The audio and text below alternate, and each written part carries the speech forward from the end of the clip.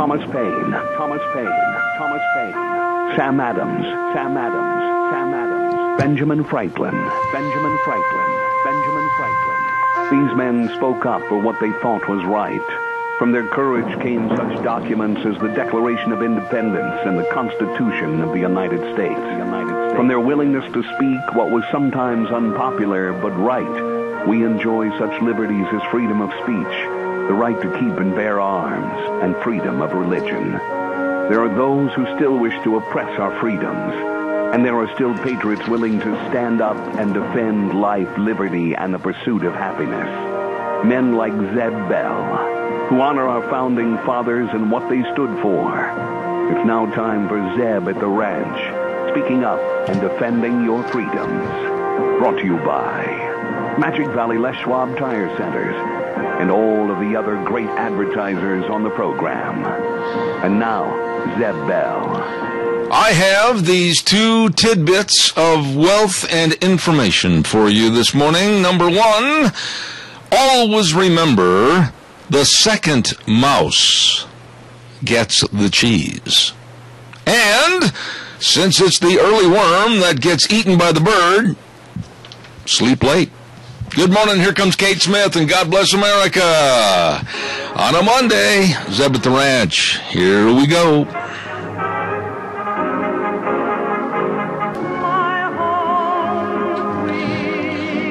I never tire of hearing that song, God Bless America, with the lovely voice of Kate Smith. And good morning, everybody. I'm Zeb Bell at Zeb at the Ranch.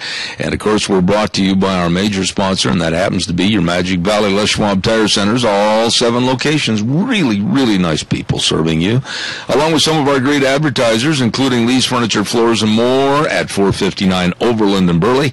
And our friend Kelly and the crew at Western Waste Services, always at your disposal. Get on the route service today, 734-6969.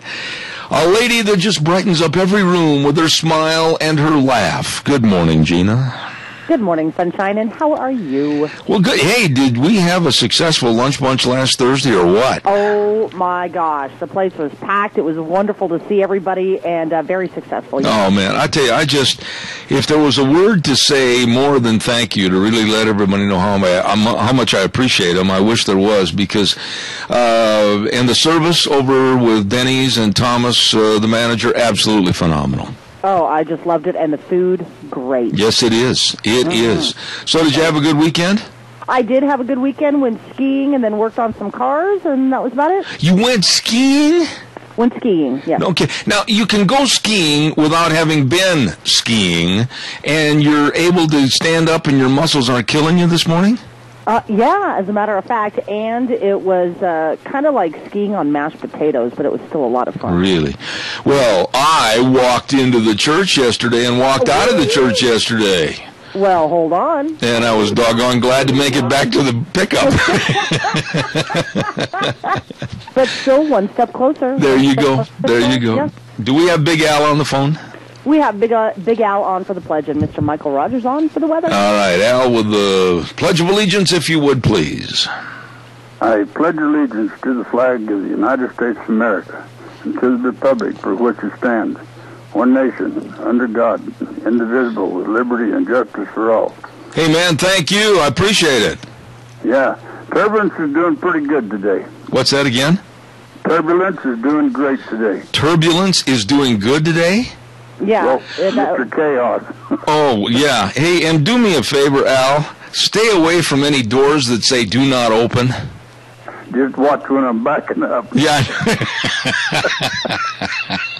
Put a beeper on, buddy. Thank you. Appreciate it. God bless you. I'm sorry, Linda, but it just couldn't be helped. I know it. I couldn't figure out what in the world was going on, and then I found out the crux of the problem was you.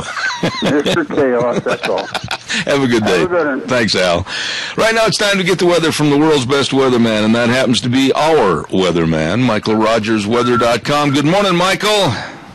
Hey, good morning. Got some wet stuff coming at you for today and also for tonight and portions of tomorrow. You come out of it on Wednesday, pick right back up where you left off on Thursday, but when you get to the weekends, looking pretty nice. Charlotte today, 55 for the high. 42 for the overnight low, and that'll be continuing until tomorrow. You're going to see sun, clouds, and showers for tomorrow, and then it'll taper off. And then on Wednesday, sun and clouds. Heading down to NASCAR, U.S. Highway 93, down to Las Vegas. The race in Las Vegas is going to be taking place. I'll have the weather forecast for you. You're going to be making your travels as you head down to see if maybe Dale Earnhardt Jr. can pull off another win like he did at Daytona. But other than that, enjoy the day, enjoy the week, enjoy the weather. It is the only weather you've got. All right, Michael, we appreciate it. MichaelRogersWeather.com. Thank you so much. Hey, our friends at SafeLink Internet have got some really good news for you. SafeLink Internet, call them at 677-8000. SafeLink Internet is Idaho's #1 choice for high-speed internet, and they've got a customer referral program. Now, listen to this. With each referral, a customer receives a $39.95 credit to their account. Holy cow, you could refer everybody and you're going to be living in the free seat. That's right. Call them today, 677-8000. Let your neighbors know about SafeLink Internet, Idaho's #1 choice for high-speed internet. And I also know Idaho's #1 choice for a great, the best dry cleaner anywhere in the world, and that happens to be Darrow's Cleaners, 1223 Albion Avenue in Burley. Oh, my, what a job they do. I had forgotten some of my clothes, and I went to the closet the other day, and I was looking for one particular shirt that I wanted to wear, and I thought, what did I do with it? Well, then I remembered, I think it's been there for 2 or 3 months. I had Wranglers there. I had some of my shirts, and I forgot to stop in and get them. Darrow's Cleaners, 1223 Albion Avenue in Burley. My fault, my error. There they were, looking brand spanking new. Right there at Darrow's Cleaners. You stop in and talk to the best on Albion Avenue in Burley. Like I said a minute ago, little by little, what was that old Abbott and Costello routine? Inch by inch, foot by foot, yard by yard. Well, I'm getting better. Little by little, I walked into the church yesterday and walked out of the church. And little by little, every day the leg is getting a little stronger. And then we were blessed to have our family here yesterday, Jake and Toby and all the kids. We just had a good time. Caller, good morning. You're on the air. Good morning, Zep. I first of all want to thank Denny's for the anniversary gift and for the great time we had at the luncheon. Well, that's really nice of you. That's very nice. Thank you. And it was fun. The meal was delicious. And Joe wants to say thank you for the gift certificate. Well, now, I just realized who this is. Mary, doggone it, how are you this morning? I am doing fantastic. Well, you deserve it, and you're always so supportive of our events and everything, along with Joe. Now, are you trying to tell me that Joe is standing right there and wants to say something? No, he doesn't want to say anything. I haven't picked him up yet. I'm on my way to go get him. Well, you tell Joe that from our house to your office, God's blessings, and have a wonderful week, okay? Thank you very much. The same to you. God bless. Mary, that was nice of you. Thank you so much. What a lovely lady. Mary and Joe Taylor. Mary, and then she works for Joe and helps him with his real estate and everything. Just a wonderful lady. Mary Scott, thank you very much. I just really mean that. Nice lady. Ramsey Heating and Electric, oh my goodness sakes, they're busy. Now, I haven't talked to Keith yet this week, but as of last week, they had a whole bunch of light bulbs there, incandescent light bulbs, in the 40, 60, 75, or 100-watt size, and you better stock up. I did. I bought a box, a great big box of them. You better believe it. And I'm not going to have the government telling me I got to go burn a candle, for heaven's sakes. Ramsey Heating and Electric at 2600 Overland Avenue in Burley. You stop in, get all your light bulbs, get all your electrical needs, get the best of advice from them. They're the best of people. And, of course, they've been serving you for, over 55, 56, 57 years? Absolutely the best. Ramsey Heating and Electric, where they provide warm winters and cool summers on Overland in Burley. Really nice people. All right, give us a call, 436-2244, 1-866-927-4587. I want to talk, in just a minute, we're going to have our tip of the coffee cup. But I also want to talk to you about yesterday there was history made. Yesterday history was made for the American Cowboy. Now, there are many audience members listening right now that are not interested in cowboys or rodeo or anything else, but I want to talk about this because it is historical, and I think we're on the trend, or the cusp, if you will, of seeing this trend continue in larger venues, and I'll talk about that in just a moment. Hey, don't forget Valleywide Home and Ranch, 910 South Oneida, and Rupert with Steve, Mandy, the whole crew. I'm telling you what, they've got everything over there. Now, they're going to have chicks arriving soon. No, wrong kind of chicks. But anyway, we'll be telling you all about that coming up on March 17th, Chick Day. So don't forget that. Put it on your calendar. They've got all your springtime needs, fertilizers, all the tools, everything to get out there and get to work and enjoy the outside. And don't forget they got all your dog and kitty cat food, too, at Valleywide Home and Ranch, 910 South Oneida in Rupert. Excellent people serving you. I don't know how many of you were familiar with what was going on for the last, oh my goodness, they started the plan on this over a year ago. It was called The Road to the American. RFD-TV, in conjunction with some many other major corporate sponsors, put together a $2 million payout one-day rodeo. It was right there at Cowboy Stadium, Jerry Jones's stadium. They filled that, they made 2 arenas out of that stadium. And it was so well done. Everything went perfect as far as I'm concerned for a first time of that kind of an event. And it was televised live yesterday starting at about noon our time. And it was absolutely phenomenal. And one young man, a bareback rider by the name of Richie Champion, and that's really his last name, Richie Champion, and lived up to that last name, rode 2 bareback horses for a total of 16 seconds, naturally, 8 seconds each, and walked out of that arena with 2 checks yesterday, one for $1 million, the other one for $100,000. And it was amazing. The look on that young man's face.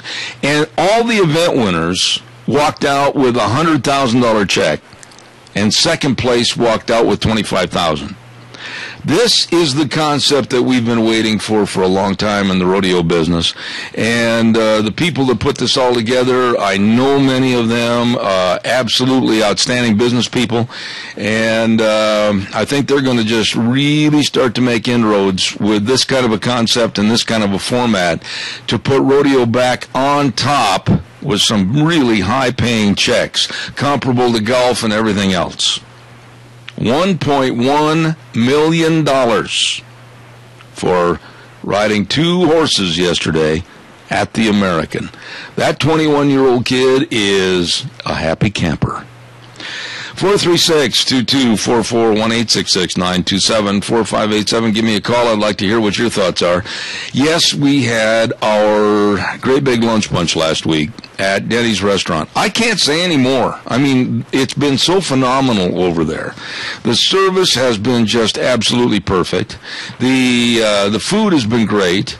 Everybody enjoys having that nice room where we can get about 50, 60 people in there or more. It's been fantastic. Thank you so much, Denny's Restaurant, 611 North Overland in Burley. You can stop in anytime for breakfast, lunch, and dinner. And they take reservations. Walk-ins are welcomes. I mean, it's all there for you at Denny's Restaurant, 611 North Overland in Burley. Really good folks. All right, let's get on the phone line, 436-2244, 1-866-927-4587. You have to forgive my throat again this morning. I'm still having a little trouble with the medicine versus what my throat is trying to do. Crisis in the Ukraine. I'm very, very worried about what's going to happen over there to the Ukrainians. That lovely lady that we had calling from that area last week on this program, and we were the only local program anywhere that had anybody right in the middle of all the activity telling us exactly what's going on. Putin of Russia is just rolling on in. And, of course, the verbiage from our President Obama, the same standard statement, there will be consequences. How many times, whether it was with the Benghazi mess or with the IRS mess, or whether it was with the guns going across the border in the Fast and Furious mess.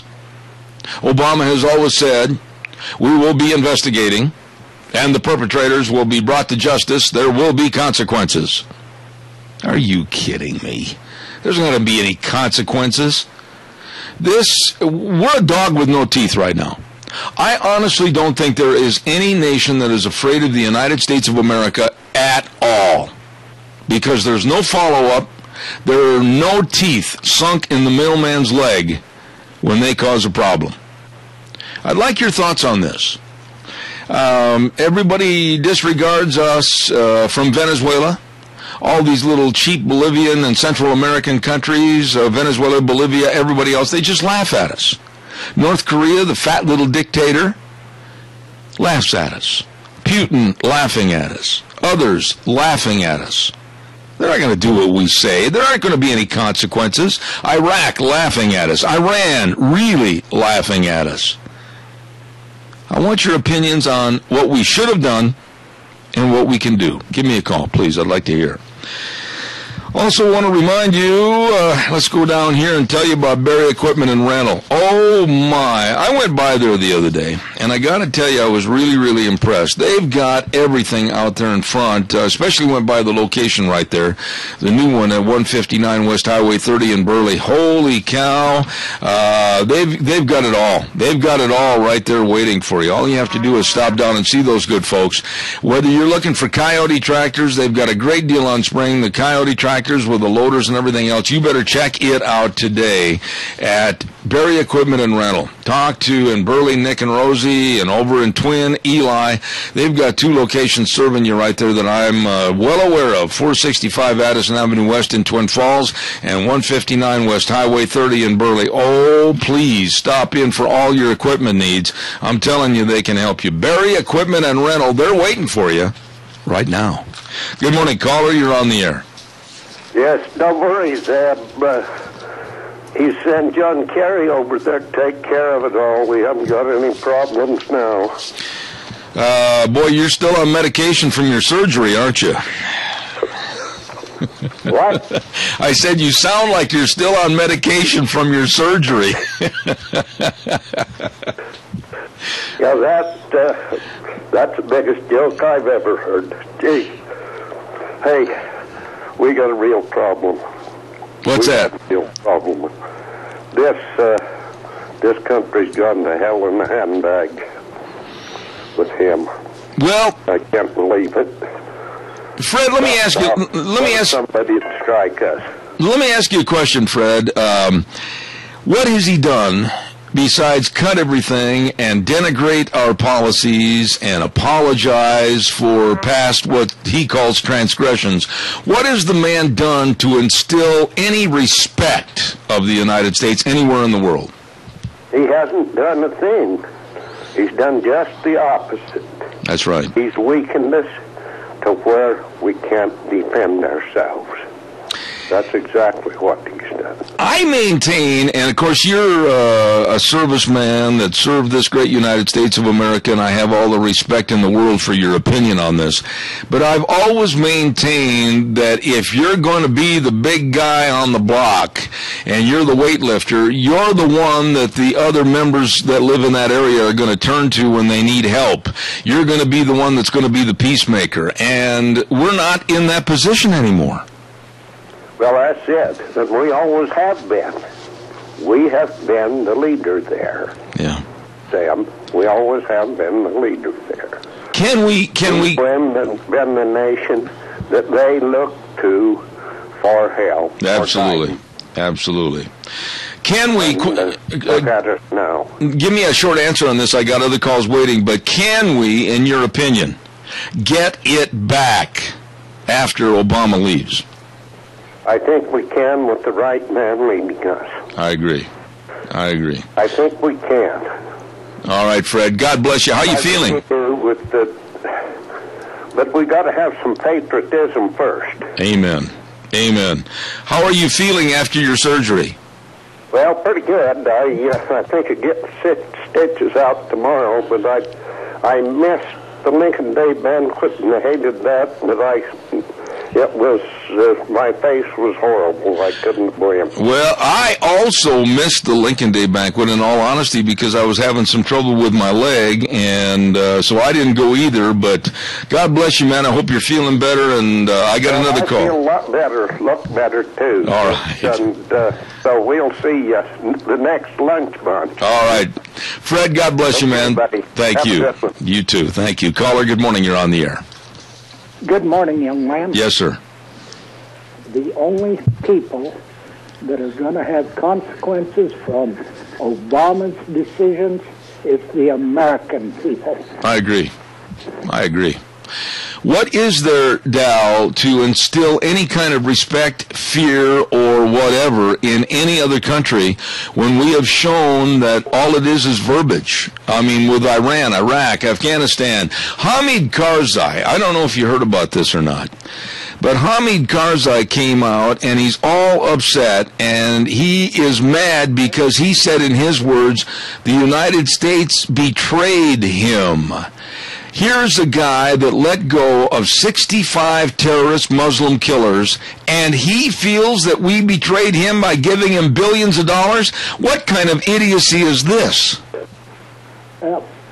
He's just as crazy as Obama is.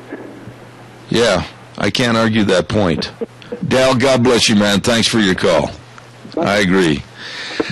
When I heard this morning, I turned on the news early at about 5 minutes after 4, and Hamid Karzai of Afghanistan, this little 2-bit punk, he probably doesn't weigh more than 150 pounds at the most, and we, the United States, have given him and his country money totaling in the billions, with a B, billions and billions of dollars, plus our soldiers, men and women, blood, sweat, and tears, and lives. And then he comes out and he's trying to kind of homie up to the bad guys over there, and he says that we have betrayed him and his country. I'd like to know how, especially when this little worm, there's other words I'd like to use, has released 65 Muslim terrorist killers. I don't understand. Caller, real quick, go ahead. Good morning. Yes, good morning, Zeb. Glad you're feeling better. And how could there possibly be any consequences from overseas when the corruption in our White House is just out of sight? And there's no consequences there. I don't know. I mean, I'm just sitting here wondering how in the world we're going to make it for the next 3 years with all the rules, all the regulations against the American public, all the things coming down the pike from the EPA, all the things that are coming down the pike with executive order with Obama, and yet the world is sitting back laughing at us, basically saying, oh, come on, United States, bring on, throw your best punch. We're not scared of you anymore. Wow, what a mess we're in. Well, the generals that we've got right now, as long as they're in the service, they can't say anything because Obama would crucify them. They have to go on talk shows after they're retired to just let the nation know exactly what's going on. I agree with that. And by the way, I want to just say this. If you'll think back to the presidential campaigns and when they interviewed both Romney and Obama on those debates, Romney is now proving to be 100% right in all of his worries. Oh, absolutely. He's just a quiet guy that's highly intelligent, and the economy would be a heck of a lot better if he gotten in instead of this big blowhard, the Chicago blowhard that we've got. I couldn't agree more. Tony, always good to hear from you. God bless you and Mary. Thank you so much. You're feeling good. Thank you, sir. Appreciate it. Okay. I had a call earlier this morning from a dear friend of mine, Jim McCall. I've got a lot of respect for Jim and Travel Loop Supply. Caller, I'll be there in a minute. Don't you dare hang up. Travel Loop Supply, 1050 West 203 south of Hayburn, 438-8730. You heard us right last week when we were saying that for all the older equipment and the new equipment, filters are up to 90% off. Ooh, you better shop there real quick. Give them a call. And they got Bubba Ropes 10% off. You check it out today. Today, give them a call or stop in. And don't forget they got all your bolts. They got it all for you. All your oils, everything at Travel Loop Supply. They deliver the goods, 438-8730. Real quick, here's the Capital Press Ag Minute. Caller, I'll be right with you. Today's Ag Minute brought to you by the Capital Press, the West Ag Weekly. The USDA announced Friday it's releasing a final rule on the federal Women, Infants, and Children Nutrition Program that retains a ban on fresh white potatoes. Fresh potatoes remain the only fruit or vegetable that isn't eligible for purchase with WIC vouchers. WIC is a nutrition program for low-income, pregnant, or nursing women and their young children. USDA contends the target population already consumes enough potatoes. Leaders with the National Potato Council counter that USDA's 2010 dietary guidelines call for Americans to eat more starchy vegetables, and potatoes are high in potassium and dietary fiber. NPC fears the exclusion sends an inaccurate message to Americans about the nutritional value of spuds. For more agriculture news and information, turn to the West Ag Weekly, the Capital Press, and capitalpress.com. And by the way, speaking of potatoes, we're going to have Randy Hardy on the air with us this Thursday at 10:30 talking about this problem. So I appreciate Randy taking the bull by the horn, so to speak, and coming on the program. Thank you. Don't forget, we'll talk about this auction in just a moment. I've got a caller waiting, and we'll get them on. Good morning. You're on the air. Hey, Zeb. I have a granddaughter that just got home from the Ukraine. She's been over there on a mission, and the stories that she tells are a little frightening, and I'm glad she's home.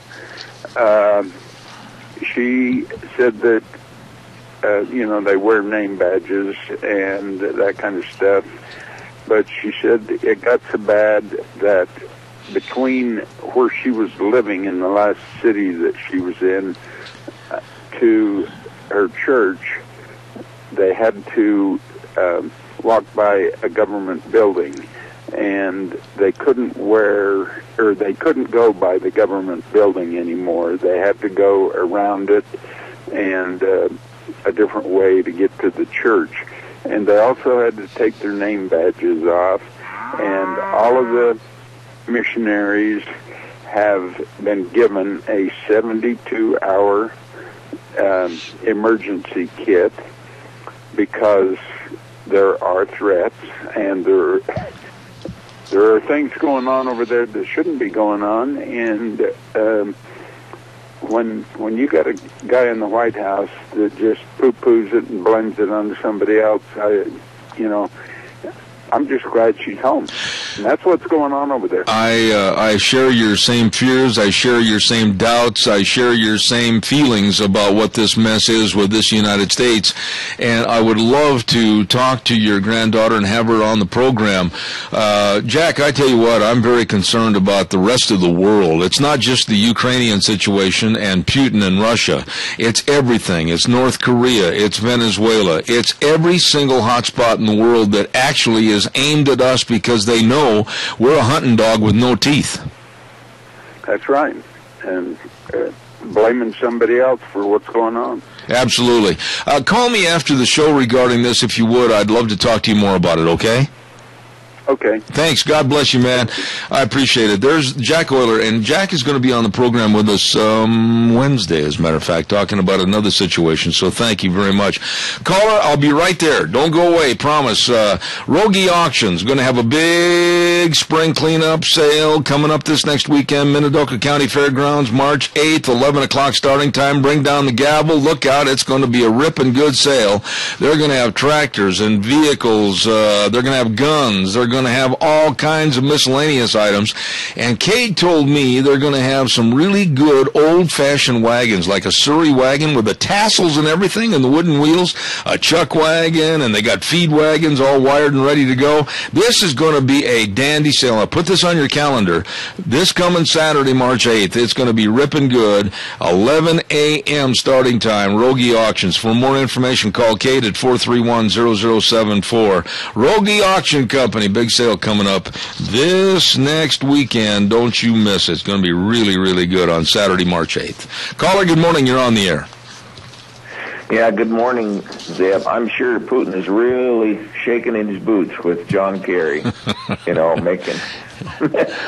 You talk about the paper tiger, that's what we are now, or the dog without teeth, for sure. But, I thought it was real interesting. I think it was last week, Valerie Jarrett. I never had seen her, but she's the real brains behind Obama. I mean, she's a very intelligent woman. Unfortunately, she's not very pro-American.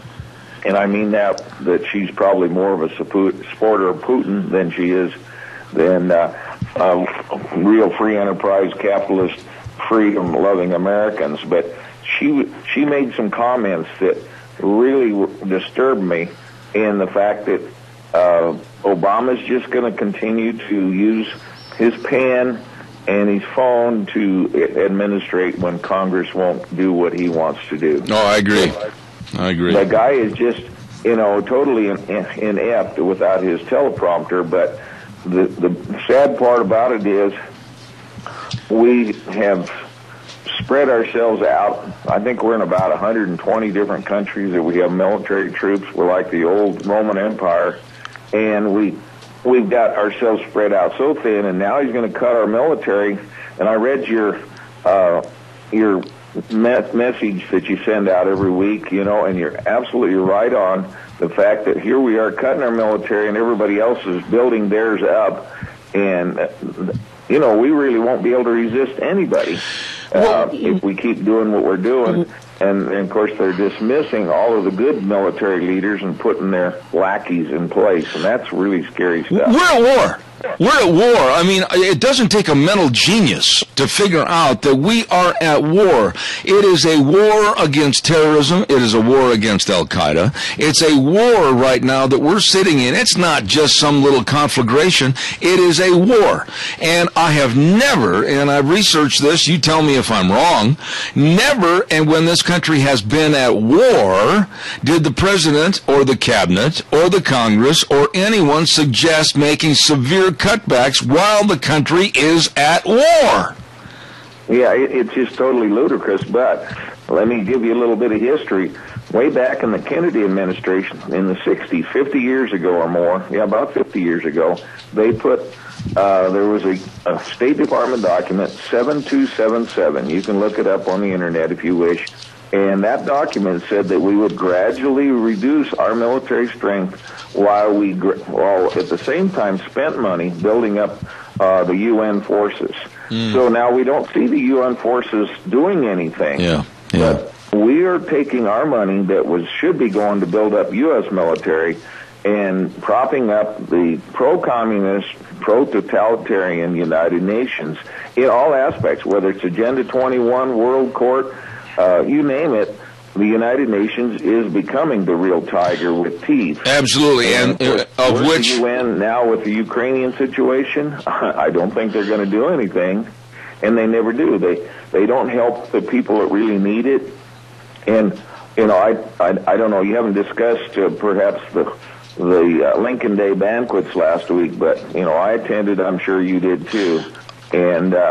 What Senator Crapo was the keynote speaker here in Twin Falls, and he's asking each of us to reach out through our networking on Facebook or whatever, Christmas lists or whatever, through emails, whatever media source that we use, to contact our friends, relatives in other areas in the country, because they appreciate the pats on the back for what they're doing back there, but they're just two senators. We have two of the most conservative, pro-constitutional senators in the U.S., but they're just 2 of 100. Yeah. And so you can imagine the people in California, they need our support and our information, and that get informed and get involved. I agree. I gotta run, Adrian. A lot of you seniors out there that are enjoying retirement, I can tell you, your kids and grandkids are going to live in slavery unless you get involved in the battle and financially and information-wise. I agree. Adrian, I got to run, but I do appreciate and respect everything you said, and I concur. Thank you so much. Do appreciate it. Thank you. Thank you. Thanks a lot, Jim. Once again, I developed a little problem on Saturday that was short-lived as far as with my my leg that had surgery. And when the weather is a little bit wet outside and there's slippery goings, doctors have advised me to try to stay off of going from the wet outside into a building that has a tile floor, linoleum floor, whatever. And so therefore I did not and was not able to attend for the first year in Oh, goodness, a dozen years. The Lincoln Day banquet, I wasn't there, and I felt terrible about it, and I want to apologize to everybody.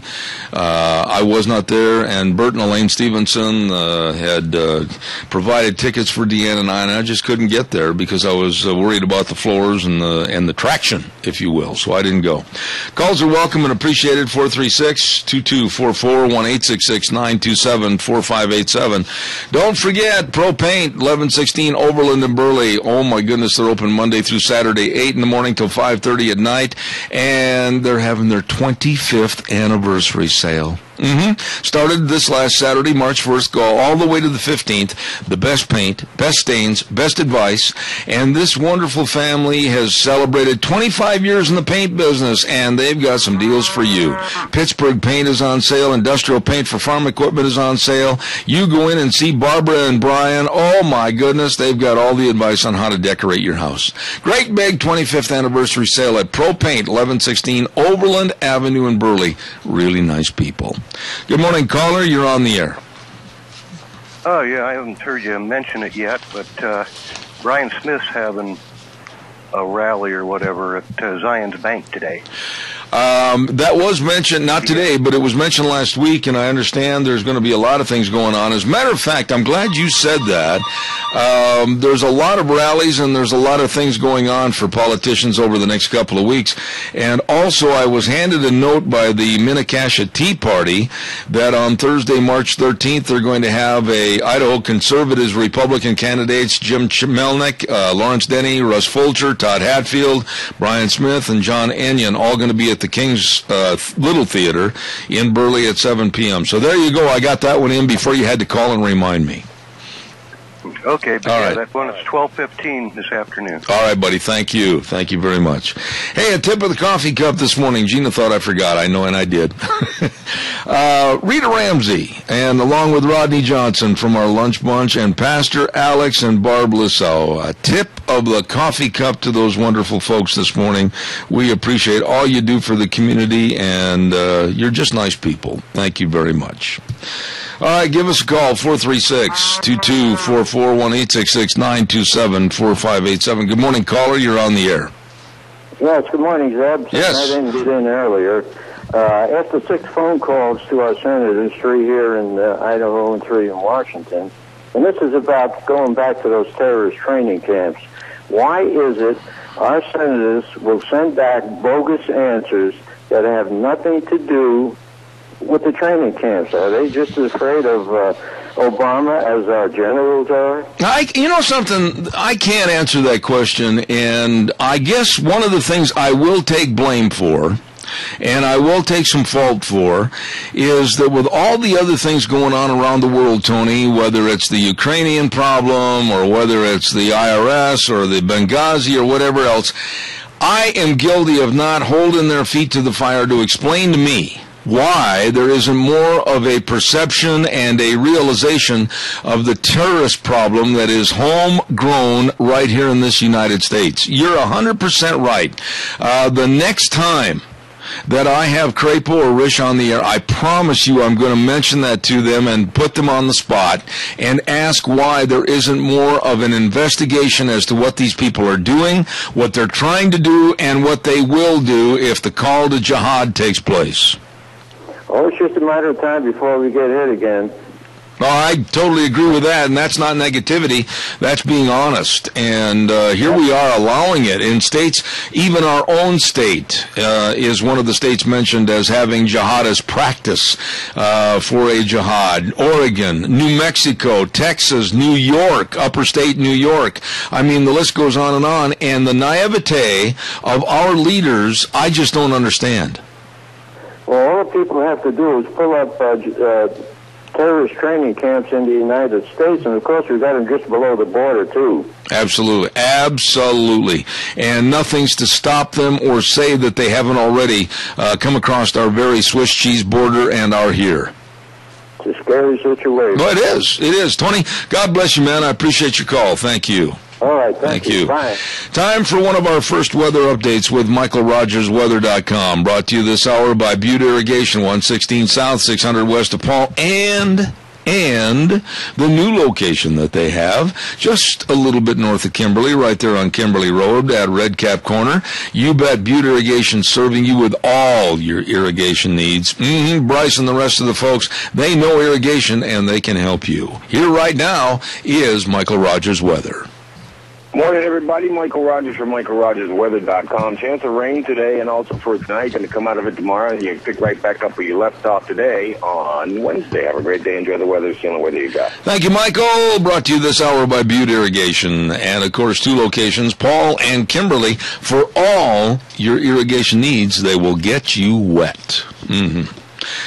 All right, give us a call, 436-2244, 1-866-927-4587. I got a comment a little bit this morning, I have to, about the wolf situation in the state of Idaho.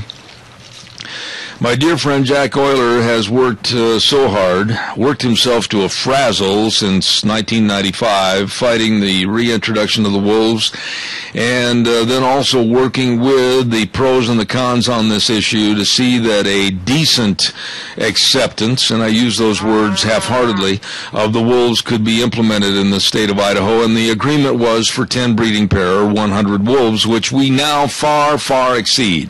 Now, on the front page, caller, I'll be right with you, I promise. On the front page of the paper this morning, Rocky Barker, that writes for the Idaho Statesman. I don't know why they put this liberal leftist on the paper this morning of the Times News. But he had state lawmakers and leaders call for cutting the wolf population, now estimated at a minimum of 650 wolves to about 300. That is still 200 wolves over what the agreement was. I am fed up with these environmentalists, Haley, wherever they live, complaining about the wolf situation and the numbers in the state of Idaho. Ladies and gentlemen, we could easily kill at least, I think, according to some of the numbers that have been presented to me, we are well over 1,000 wolves, and that means we could have target practice for at least 900 and still be legal. Caller, good morning. You're on the air. Yes, Zeb, you brought up the weakness of the country and the lack of leadership. I remember in 1970, when we elected Carter and how he cut defense spending. And as we became weaker and weaker, the void was filled by Russia or the Soviet Union at the time. And then when Reagan came back in, he instantly created an economy that could afford to spend money on defense. And before he left office, we did what? We had crushed communism, which in itself was a miracle. If you remember in 1992, just before Clinton left office, whatever year that was, it would have been 92, he was giving away, do you remember how he was giving away intellectual property to the Chinese or selling it? Well, nothing was ever done about it, but now the Chinese are building aircraft carriers, fighters, and satellites that all look just like ours. Imagine how that occurred. Randy, how old were you in 1963? 8. All right. Now, I'm not trying to be facetious at all. No, that's all right. I was a sophomore in high school. And I remember vividly going upstairs into my bedroom and sitting at my desk doing my homework, and my mother and father downstairs glued to the radio, and I glued to the radio upstairs listening to the Cuban Missile Crisis and how close we were to a complete devastation of mankind in that Cuban Missile Crisis. What was the motivating factor to stop the crisis? It was because Kennedy looked Khrushchev in the eye and said that he would not back down. Khrushchev did. Power and might, and a willing might of Americanism, that we will not be backed down, we will not be kowtowed with. That's what stopped the Cuban Missile Crisis. You tell me today any courageousness that this man Obama has shown. Absolutely none. Of course, it always boils back down to the fact that he wants to reduce us to a third world country. Again, people don't want to believe this. They don't want to say it. But I guarantee you, he does not love America like you and I love America. And the fact that he was elected and re-elected shows you the sorry state of the uninformed political people, the populace of this country. I could not agree more. And they joke about it. And this is not funny. I mean, you see people with the men on the street interviews, and you've seen them. I don't care if they're 20 years old. I saw some that were 50 and 60 years old that couldn't answer simple political questions as to who is the vice president or whatever. I mean, people are so ill-informed in this country, and they honestly, like sheep to slaughter, don't realize what they're going to lose with our constitutional values and everything else. I am appalled, and I'm going to say this, and I mean it. I am appalled in general as to the stupidity of the American public. Well, this is one more thing, and then I'll hang up. The book Upheaval by Lou Dobbs, I've read it, but I reread it and study it, and I've read it probably twice now in the last week or so. And I'm going to tell you, if you care, it's a very excellent book, and it talks about how he's gutted the space program, he's gutting our defense. Absolutely. He lies at will. Just go get it and read it and study it and keep it on hand, because I'm telling you, it is truly frightening what is happening. I agree. Randy, I appreciate your call this morning. Thank you very much. Thanks. Thank you. Spot on. Spot on. Hey, big tire sale going on. Spring tire sale at your Magic Valley Les Schwab Tire Centers. Oh, my goodness, like the Ultra Z900, their best all-season touring tire, is on sale. Over 20% more tread life. Outstanding in wet and dry traction. I wonder if they can put a set of those on my crutches. Quieter riding tire. Oh, my goodness, you better stop in. Spring tire sale going on right now at your Magic Valley Les Schwab Tire Centers. Best tire value promise in the industry. You better believe it. Stop in and see my friends Lane and Rupert, Dave on Blue Lakes and Twin, Mike and Buell, Mike and Jerome, the Twist family in Paul, John on Pole Line and Twin, and Randy on Overland and Burley. The best. Your Magic Valley Les Schwab Tire Centers. All right, still got time for a couple of calls. Give me a jingle, 436-2244, 1-866-927-4587. Later on this week on Wednesday, we're going to have Jack on the air again talking about the Wolves. And, ladies and gentlemen, we have been duped. We have been misled. We have been lied to. That's the word I'm going to stick with. We have been lied to by the environmentalists. We've been lied to, an agreement made for 10 breeding pair, 100 wolves. And right now there is such a difference of opinion by many experts, underline that word, that some say we are up over 1,500 head of wolves in the state of Idaho. Some say, like Rocky Barker, that we're at 650 wolves in the state of Idaho. Well, do the math. That still far exceeds the agreement. So I still maintain, and I don't care, I'll take the heat, we ought to have some kind of a method of management to put the numbers down where we will be just a little gray shade area over the allotment of 100 to honor the agreement, but I don't give a rip about the other hundreds and hundreds and hundreds. Death to them. I absolutely have no use for wolves. These killer predators. I have pictures here on my desk showing up in the Haley area what the wolves have done to dogs and also horses. And I guarantee you, if it were my horses or horse or my dogs, there would be a vigilance going on to the point where there wouldn't be one wolf left alive. Caller, good morning. You're on the air. How in the hell did they know how many wolves there is in the state of Idaho, Zeb? I'd like to know that. Well, and here's the thing. You've been an outdoorsman all your life, and real quickly, if you start with 10 breeding pair and look at the multiplicity of the litters and the years since 1995 and everything else that we've had on the resurgence of the wolf program, you don't have to be a rocket scientist to figure out that we probably have closer to well over 1,500, close to 2,000. Yeah, you can't They don't know how many wolves we got. That's right. How did they know? But the point is, we made an agreement for 10 breeding pair and 100 wolves, and you know as well as I do that we're far in excess of that, and still the environmentalists cry like little babies with dirty diapers, saying that we shouldn't have any management of the wolves and let them go, and I say kill every damn one of them. I say the same thing. Look what they've done to our game herds. Absolutely. If I were that... all our elk out of that country up there, and now we've got the elk down here. If I were that poor woman up at Haley, that I believe her name was Swigert, that walked out to her pens to feed her new colt that was approximately 5 months old and saw him laying with his remains scattered all over after the wolves had killed him, there's no way in the world I would have any compassion for any security numbers to maintain the wolves. Well, absolutely. Well, I haven't got any now.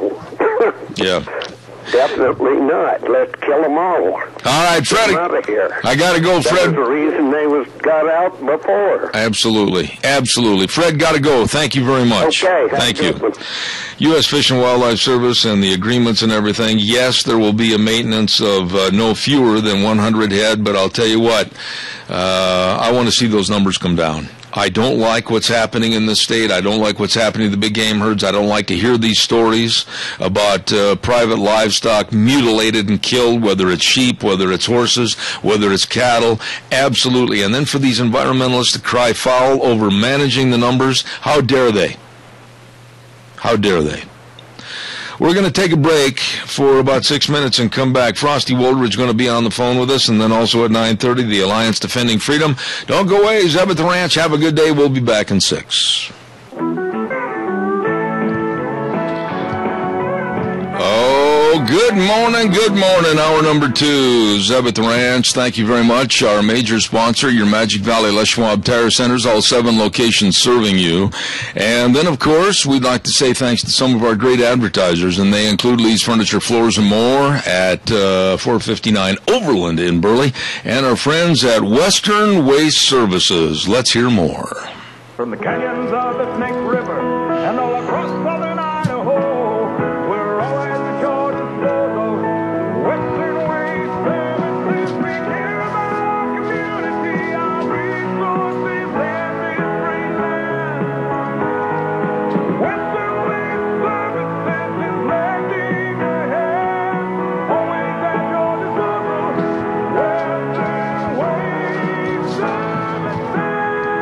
Absolutely, all was at your disposal. Western Waste Services, Kelly and the crew, get on the route service. They'll get rid of your garbage. It's gone. It's out of there. And don't forget, too, they've got all the porta potties. They've got a recycling program, and they've got the Go Minis, the portable storage units. Oh, so handy for storage, for emergencies, everything.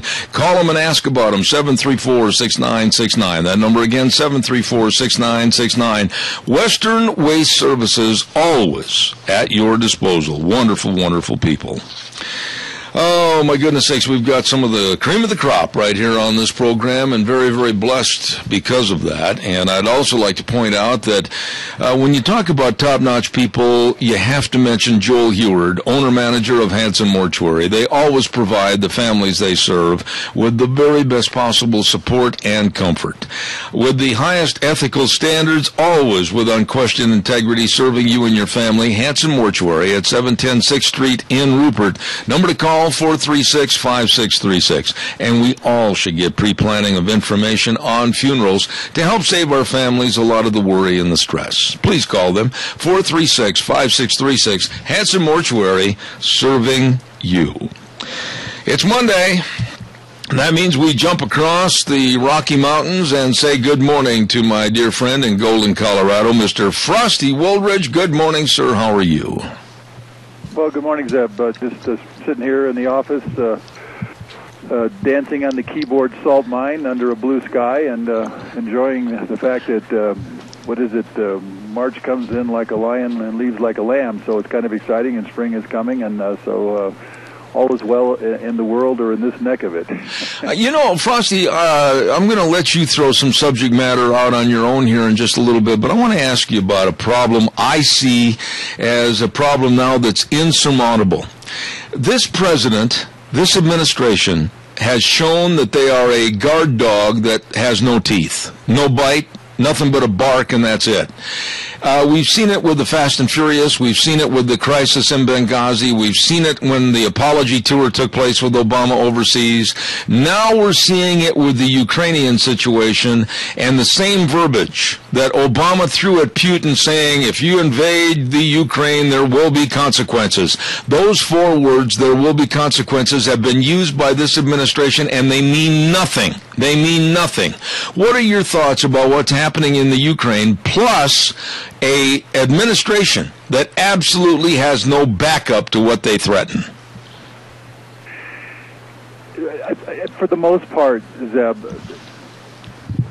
there really is nothing that we can do with the Ukraine. It's so far out of our territory. It's so far out of our dominion. And it's a problem with a country, civil war, and all that goes with that. And really, he shouldn't have made any statement at all. He should have just kept his mouth out of it, because you can't sit there and make threats, and you certainly can't make any kind of you don't have any leverage. And when you don't have any leverage, you have no power. When you have no power, you have nothing to say. And so that whole Ukraine, as nasty as it is, it's just like Syria. It's like any other country that's going through a civil war.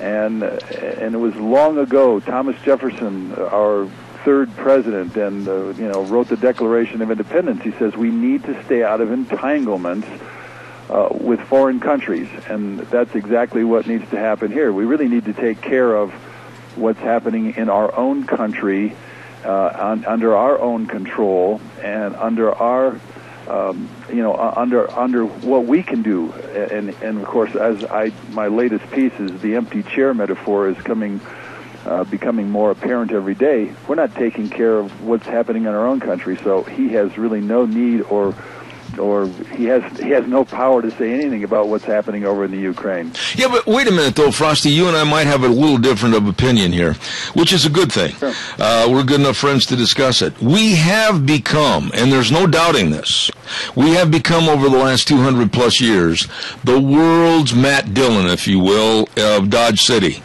because of our power, because of our might, because of our allies, because of our friendships. Now, that has been so diminished because of Obama's administration going around and apologizing for the United States. We have little bitty two-gun dictators in Venezuela, Bolivia. We have problems going on all around the world. Look at Hamid Karzai over in Afghanistan, laughing at the United States, belittling the United States after we've sent billions and billions of dollars over there, plus all the manpower, and then this jerk releases 65 Muslim terrorist killers and says basically he's going to side with the enemy. I mean, we have no respect anymore. That's very correct. And if you noticed just this last month, the figures for the killings going on in the civil war of Iraq. Ladies and gentlemen, we spent 10 years in Iraq. We spent all those kids' lives, over 4,400 kids' lives. We were spending $12 billion a month over in Iraq and Afghanistan at the height of those two conflicts. And right now, the killing spree is an average of 733 people were killed in terrorist bombings in Iraq in January. In February, it was down to 703. It's been going at that rate since we left. 700 people killed in terrorist attacks. So what did we do in Iraq, and what was accomplished? And of course, I've always said the metaphor of your hand in a pail of water. Well, your hand is in the pail of water. You cause the water to rise a little bit, and your hand gets wet, and you've displaced water. But of course, as soon as you pull your hand out of the water, the bucket of water goes back to what it was. And that's what's happened in Iraq. Ladies and gentlemen, the Middle East and the warring tribes, these tribal leaders and the different religious sects that go on over there have been warring since Muhammad started the Muslim religion there in Saudi Arabia. He used to cut people's heads off. He cut people's hands off. He was a pedophile. He was a brute of a tribal leader, but he was just part of many other tribal leaders that did the same thing. And so what you have going on in Iraq right now is just a return to, just like the pail of water, the return to the normal conflicts that are a part of the Muslim religion. If you look at Islam through its bloody history, it's always been that way. And so if you look at Afghanistan, when we leave and all the money and the lives we've lost over there, all of them, again, a pail of water metaphor, and Karzai demanded that we leave, totally leave. Well, let's get out of there because we didn't have any business there in the first place. We killed Osama bin Laden, almost 2 years ago now? So there's no purpose there whatsoever, and quit giving Osama bin Laden, Karzai, our tax dollars from yours and my backs and our hard-earned money, and just get out. And when it comes to the Ukraine, we are toothless, and so let's just not even make any threats at all because it's a waste of time and it's a waste of our honor as a nation, and certainly it makes Obama to be what he is. It makes him look like a fool. You brought up a very good analogy there for a minute, and I want to expand on that. The Hamid Karzai situation in Afghanistan is almost like this, is it not? Listen, it's like you and I, Frosty and Zeb, we're going to plan a great big picnic. We're going to pay for the band. We're going to have a great big country music band. We're going to pay for the food. We're going to pay for the rental on the property. We're going to pay for everything. Everybody's invited. It's free. We're paying for the whole 9 yards. And yet, a property owner next door doesn't like the noise, so he comes over and says, I'm shutting you all down. Get out of here. I don't want you here anymore.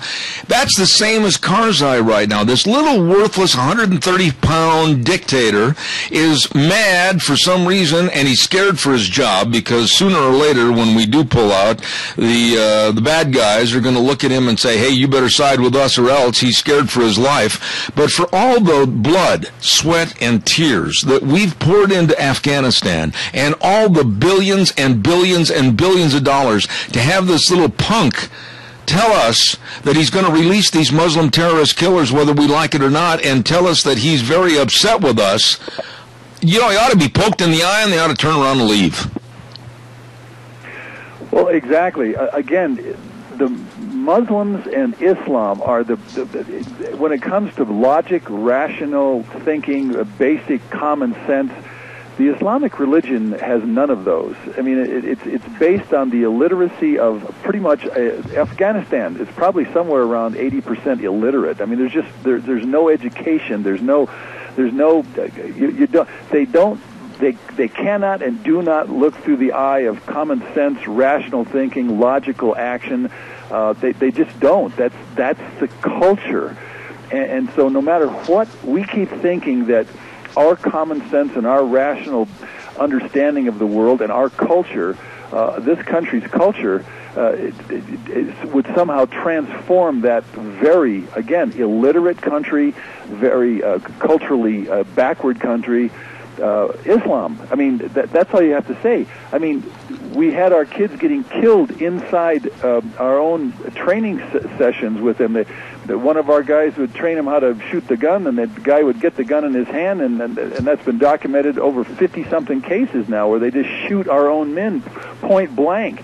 I mean, and that's why we had to stop training the Afghan forces because they were shooting our own men. So again, there is nothing that makes any sense in Islam, and there's nothing that makes any sense with all these tribal warlords, and they're going to continue because that culture is literally a violent culture that is not coming into the 21st century with logic or sitting across the table or understandings and or some kind of compromise. They just start shooting each other. And the best thing we can do, whether it's Ukraine or Afghanistan or Iraq or Kurdistan or any of those places, is just stay out of those countries, just as Thomas Jefferson said over 200 years ago. But there is a country that we can't stay out of, There is a country that's suffering from the infiltration of these people coming through at kind of a carte blanche, any number they want to bring in, and that's the United States of America because of our porous borders. We're over there trying to defend so their freedoms, per se, are honored, but yet our own freedoms and security in our country are under crisis because we don't know what's coming across our borders. The ambiguity and, quite frankly, the doggone stupidity of our politicians, it amazes me. Well, and it absolutely astounds me. And when the history books are written, the United States, as it continues to slide into a third world, confused, fragmented, fractured country with a culture that has been obliterated by the Muslim culture, by the Mexican culture, and by the Somalian culture. I mean, we've got Somalian gangs right now in places like Minneapolis and even in Philadelphia and even in Chicago that are literally staking their turf. Because what do Muslims do? They stake their turf. Their culture's all about power of the gun and the blade and all that goes with that. And as I've said many times, and even in the two books I've written on this, certainly Immigration's Unarmed Invasion, Deadly Consequences may go down as one of the most prophetic books of all time, because I just took the rational, logical understanding that when you import all of these incompatible cultures and religions into our country, just as what's happening over in the UK and certainly in Norway and Sweden and France, etc., you're going to have a breakdown of the host country and the culture of the host country, and in time, with the number of Muslims that keep getting imported into the United States, now it's 7 million, soon to be somewhere around 20 million before we hit 2050, I can guarantee you we're going to see tremendous ethnic and racial unrest and violence coming from these very incompatible cultures. Anybody here in this country think that Christianity is compatible with the Islamic violence and the Islamic creed of female genital mutilation, honor killings, for heaven's sakes? How many people think it's great because your wife disagrees with the husband or the brother or whatever, they kill the wife? They're called honor killings, folks, and they go on by the thousands, over 5,000 per year. The Muslim women are terrified of their husbands or their brothers or any man because they're just put into subjugation by that religion. And so we're importing all of that into this country, and we keep thinking it's going to change. We have got another thing coming because we now have honor killings in America. We now have female genital mutilation in America of women. We now have arranged marriages. We also have had beheadings and behandings here in this country just as late as last year there in New Jersey. So, again, multiculturalism will be found out or be discovered in the ultimate ending of this situation to be the worst propaganda that was ever placed on any first world country. Oh, you got to multiculturalize yourself and honor all these different cultures as if they were equal to Western culture. The fact is they are so different and so incompatible that they're not equal, they're not on par, and they don't think like we do, and we're just simply destroying our own culture and our own country and our own language for this myopic and ludicrous thing called multiculturalism. You couldn't have said that. I mean, you could have written a speech. Right now, that should have been a speech for any president to stand up behind the podium and give to America. Because I'll tell you what, when I listen to the likes of Democrat Charles Schumer from New York stand up and say and rail that we have to have cultural diversity in this country along with political correctness, it almost makes me sick to my stomach because nobody can really ask a simple three-letter word question. Why? Why do we want to see the Western culture diminished, and why do we want to allow this to take over our value system, our morality system? I am absolutely aghast that we are this stupid, especially to vote somebody like Charles Schumer into office with this cultural diversity. It's killing the United States of America. Well, you know, and it's also, if you look at like the producer, movie director, the black guy named Spike Lee, this guy is so anti-American. He puts it in all of his films that, you know, the white man is just the enemy. But if you look at Baca and some of these other guys that are Mexicans, they can't wait till the white man dies. They're aging and they're going to take over with the sheer numbers, and that's exactly what's happening in California right now as far as Mexico regaining or retaking the four border states. It's happening. It's absolutely happening. If you go into Southern California now, English is a second language because the Mexicans are definitely taking over Southern California. They're coming into Texas right now. Entire school districts are taught in nothing but Spanish. But the same thing's happening with the madrasas and the Muslims that are in this country. They don't let their kids go to the public schools. They put them in the madrasas, and they teach the subjugation of women. They make sure women have no rights, either emotionally and or intellectually. I mean, this is happening, ladies and gentlemen. Detroit, Chicago, right on down the line. The Somali gangs that are now forming, in where the Somalians are taking bigger numbers. The drug manifestation of drug gangs and cartels now coming into our country. We're going to see more of this. I've written about it. I continue to write about it. This is not on the horizon, folks. This is in our country right now, Zeb. But nobody seems to care. Nobody seems to be up in arms about it. And I'll give you another example quickly. We only have 3 minutes left. But you and I, for at least 5-6 years ago on this program, we talked about people coming in from third world countries that are not a part of a vaccination program to protect the population from various diseases, whether it's rubella, whether it's polio. And now there are cases of people in California, youngsters, that are having crippling diseases like polio occur, and everybody's in a quandary and they don't understand why. And honestly, quite frankly, it's because we're not patrolling our borders, making sure who's here, and making sure what kind of health conditions we have or don't have. I'm scared. I really am scared. Well, you ought to be scared, Zeb. Multi-drug resistant tuberculosis is now making a huge impact and coming back into the United States because we're importing it. We're importing it by not enforcing our borders. And we're also importing, as I said last week, the leprosy has now become a huge issue on the East Coast. But again, these things are not talked about by the CDC. They're not talked about by the president. They're not talked about by congressmen and senators. And then you and I, the American citizens who built this country, get to be the victims of all this.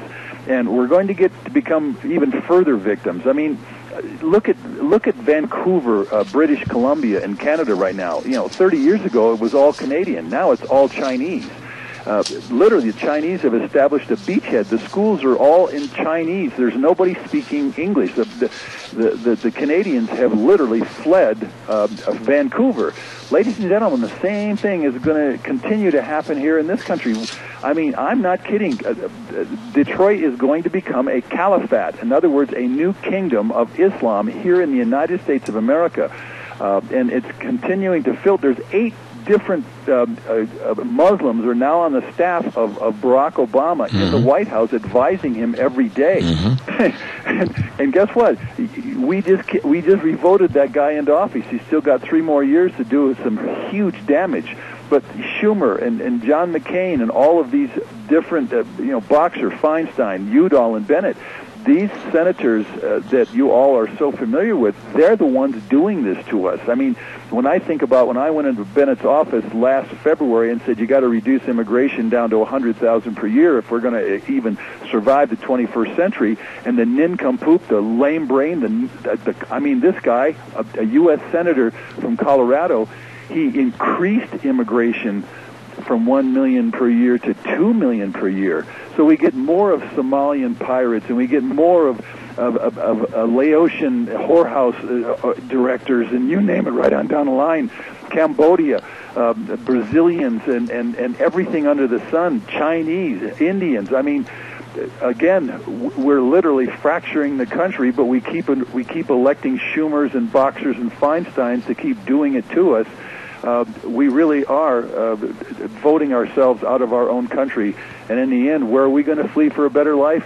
Folks, there is no other place to flee for a better life. We're going to have to deal with this, and it's going to get ugly for so many on so many levels.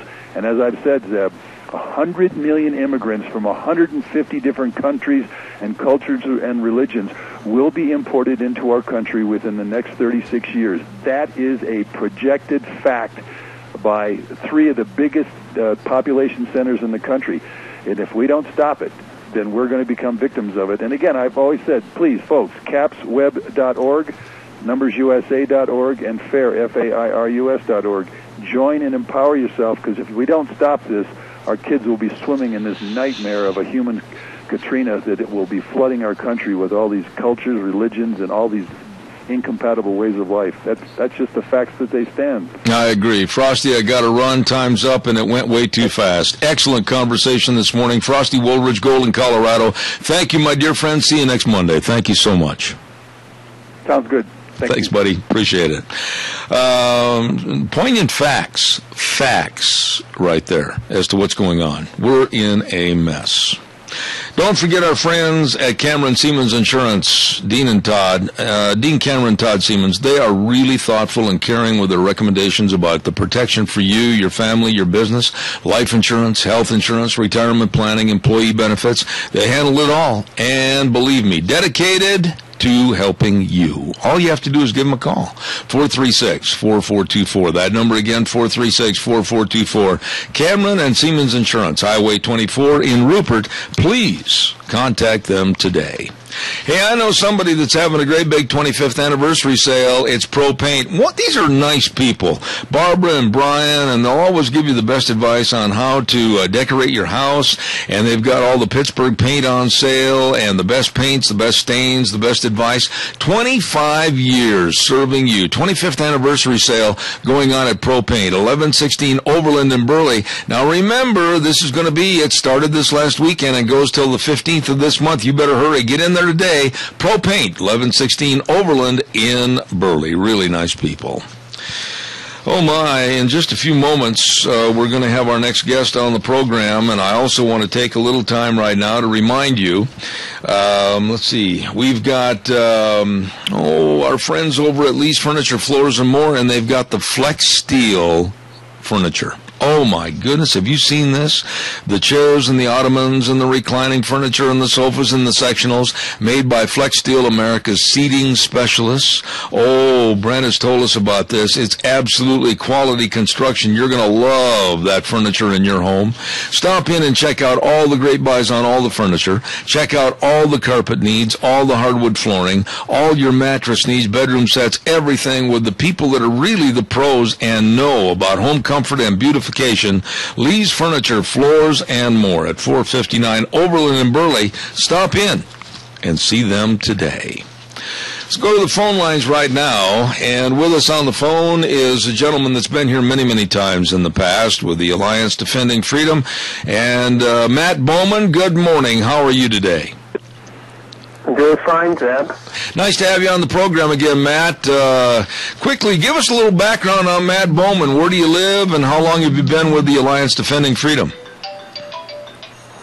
I'm in ADF's office here in Washington, D.C., and I've been here for 8 years defending sanctity of human life and religious freedom. All right. Now, Matt, I used to be from Wisconsin. As a matter of fact, I went to school for 1 year before I transferred to the University of Wisconsin in Madison, so I'm very familiar with this area. What in the world is going back in my old capital city of Madison, Wisconsin? I understand there's a lot of upset people back there. What's happening? Well, I had to fly back there last week myself. I lived there in the 1990s for a while. I flew back last week in order to sue the city of Madison. You see, the city has decided that it detests pro-life speakers, pro-life free speakers on the sidewalk so much that it's willing to shut down leafleting all over town just so it can silence the pro-life people who are offering information to women outside of Planned Parenthood. So they passed a law that prohibits leafleting in a bunch of areas all over town in order that they could stop the pro-lifers outside the Planned Parenthood. What does it mean when you say they've tried to stop? Now, wait a minute. There's free speech. You mean to tell me that if I walk up to somebody and I hand them a pamphlet, somebody's going to walk up and put handcuffs on me? What's going on?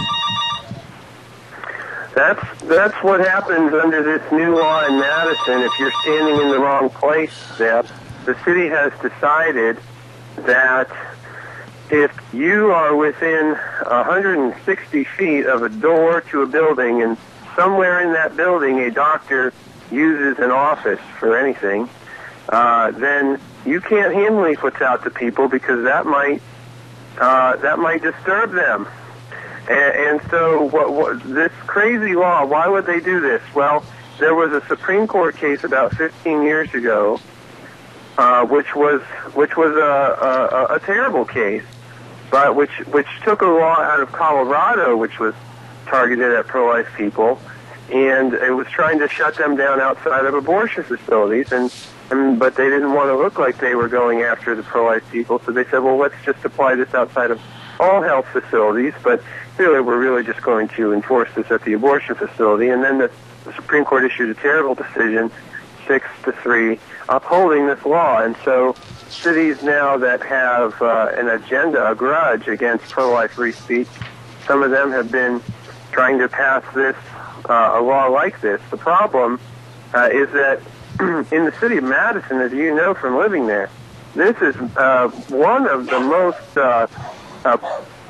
publicly active towns in the nation, with people out on the street corner handing out leaflets and signs and having marches almost every day of the week, all year round, even in this frigid winter. And so, but the city of Madison doesn't seem to have any care about that. They passed this law, and there are doctors who use offices all over town. So when they passed this law trying to shut down pro-lifers outside the Planned Parenthood out on the east side of town, but there are doctors who have offices on Capitol Square in Madison, State Street, campus, places where people are leafleting every day, and the city really didn't care. They just passed a law to shut down free speech as long as they can nail the pro-lifers. All right, now stop right there, Matt, because you bring up a very, very good point. I think you, as a lawyer, need to really explain that to the audience.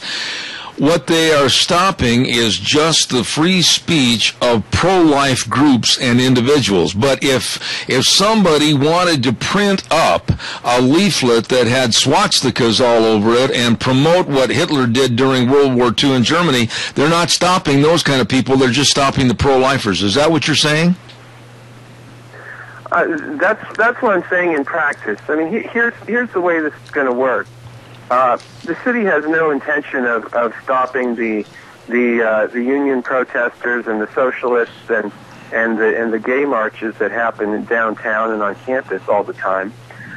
But they on paper they did that. On paper, the law says if you're in one of these bubbles, 320-foot wide bubbles, that just because you happen to be outside of a building that has a doctor's office in it. And let me give you an example. One of the buildings that has a doctor's office in it is the student government building for the UW-Madison. So the building where all the student organizations are, where they go outside in the quad and they hand out leaflets every day. Somewhere else in that building, it's a huge building, it fills up the city block, there's a doctor. So on paper, those kids need to stop leafleting. But in practice, the city is going to ignore them and go after the pro-lifers. They're going to discriminate. And that really is the problem when the government bans too much speech. One of the reasons the government cannot, under the Constitution, ban too much speech is because it gives the government the ability to selectively prosecute the people it doesn't agree with. Mm-hmm. And that's what's actually going to happen. On paper, the animal rights people who are protesting outside the primate research lab are not allowed to do that. In practice, the city banned them from speaking. They're not going to enforce it against them. They're only going to go after the pro-lifers out of the Planned Parenthood. I see. And let me read what it says. It says, within each bubble, if you will, no person may approach within 8 feet of another person to leaflet, educate, display a sign, protest, or counsel any passers-by. So basically, if you're just standing there, you're still illegal, I guess. In theory, if you just stand there, sure. But the thing about leafleting, Zeb, is that you got to approach people. I mean, So if you're standing there, most of the people aren't going to walk right by you, close enough to your arm to grab your leaflet. And the ones that do, well, they might accuse you of approaching them. So in practical effect, you cannot hand a leaflet to someone from 8 feet away. Right. Moreover, if you're on campus or you're on one of these really busy sidewalks in Madison, there's always someone more than closer to than 8 feet from you. So if you look at someone and say, hey, you want a leaflet? Well, have you approached them? Do you have to back up until you're not near all these people? It's a mess. But the irony here is that the abortion radicals on the Madison City Council and the people who live in this town, who for decades have allegedly cherished freedom of speech, are quite willing to throw free speech into the garbage can if they have an agenda to shut down the pro-lifers outside the Planned Parenthood, and they're even willing to do it on paper against the liberal people who are leafleting all around town, because they know that they're not really going to enforce it against those people. Matt, you know, and I know, because I used to live there, and I know I am correct in this, that right now, as far as a campus location anywhere in the United States that really kowtows and bows to the throne of liberalism, it's the University of Wisconsin. And this is a hard nut to crack back there, if you will, to try to change the rules and the regulations in that state and on that campus. Would you agree?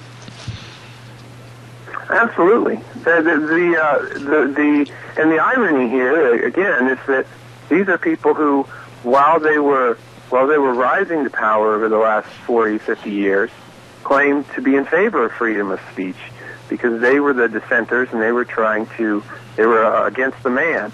But now that they are the man, they're suppressing the freedom of speech of other people, and they're giving themselves a license to suppress freedom of speech, even outside the city-county building itself, knowing full well that they're only going to go target the people they disagree with.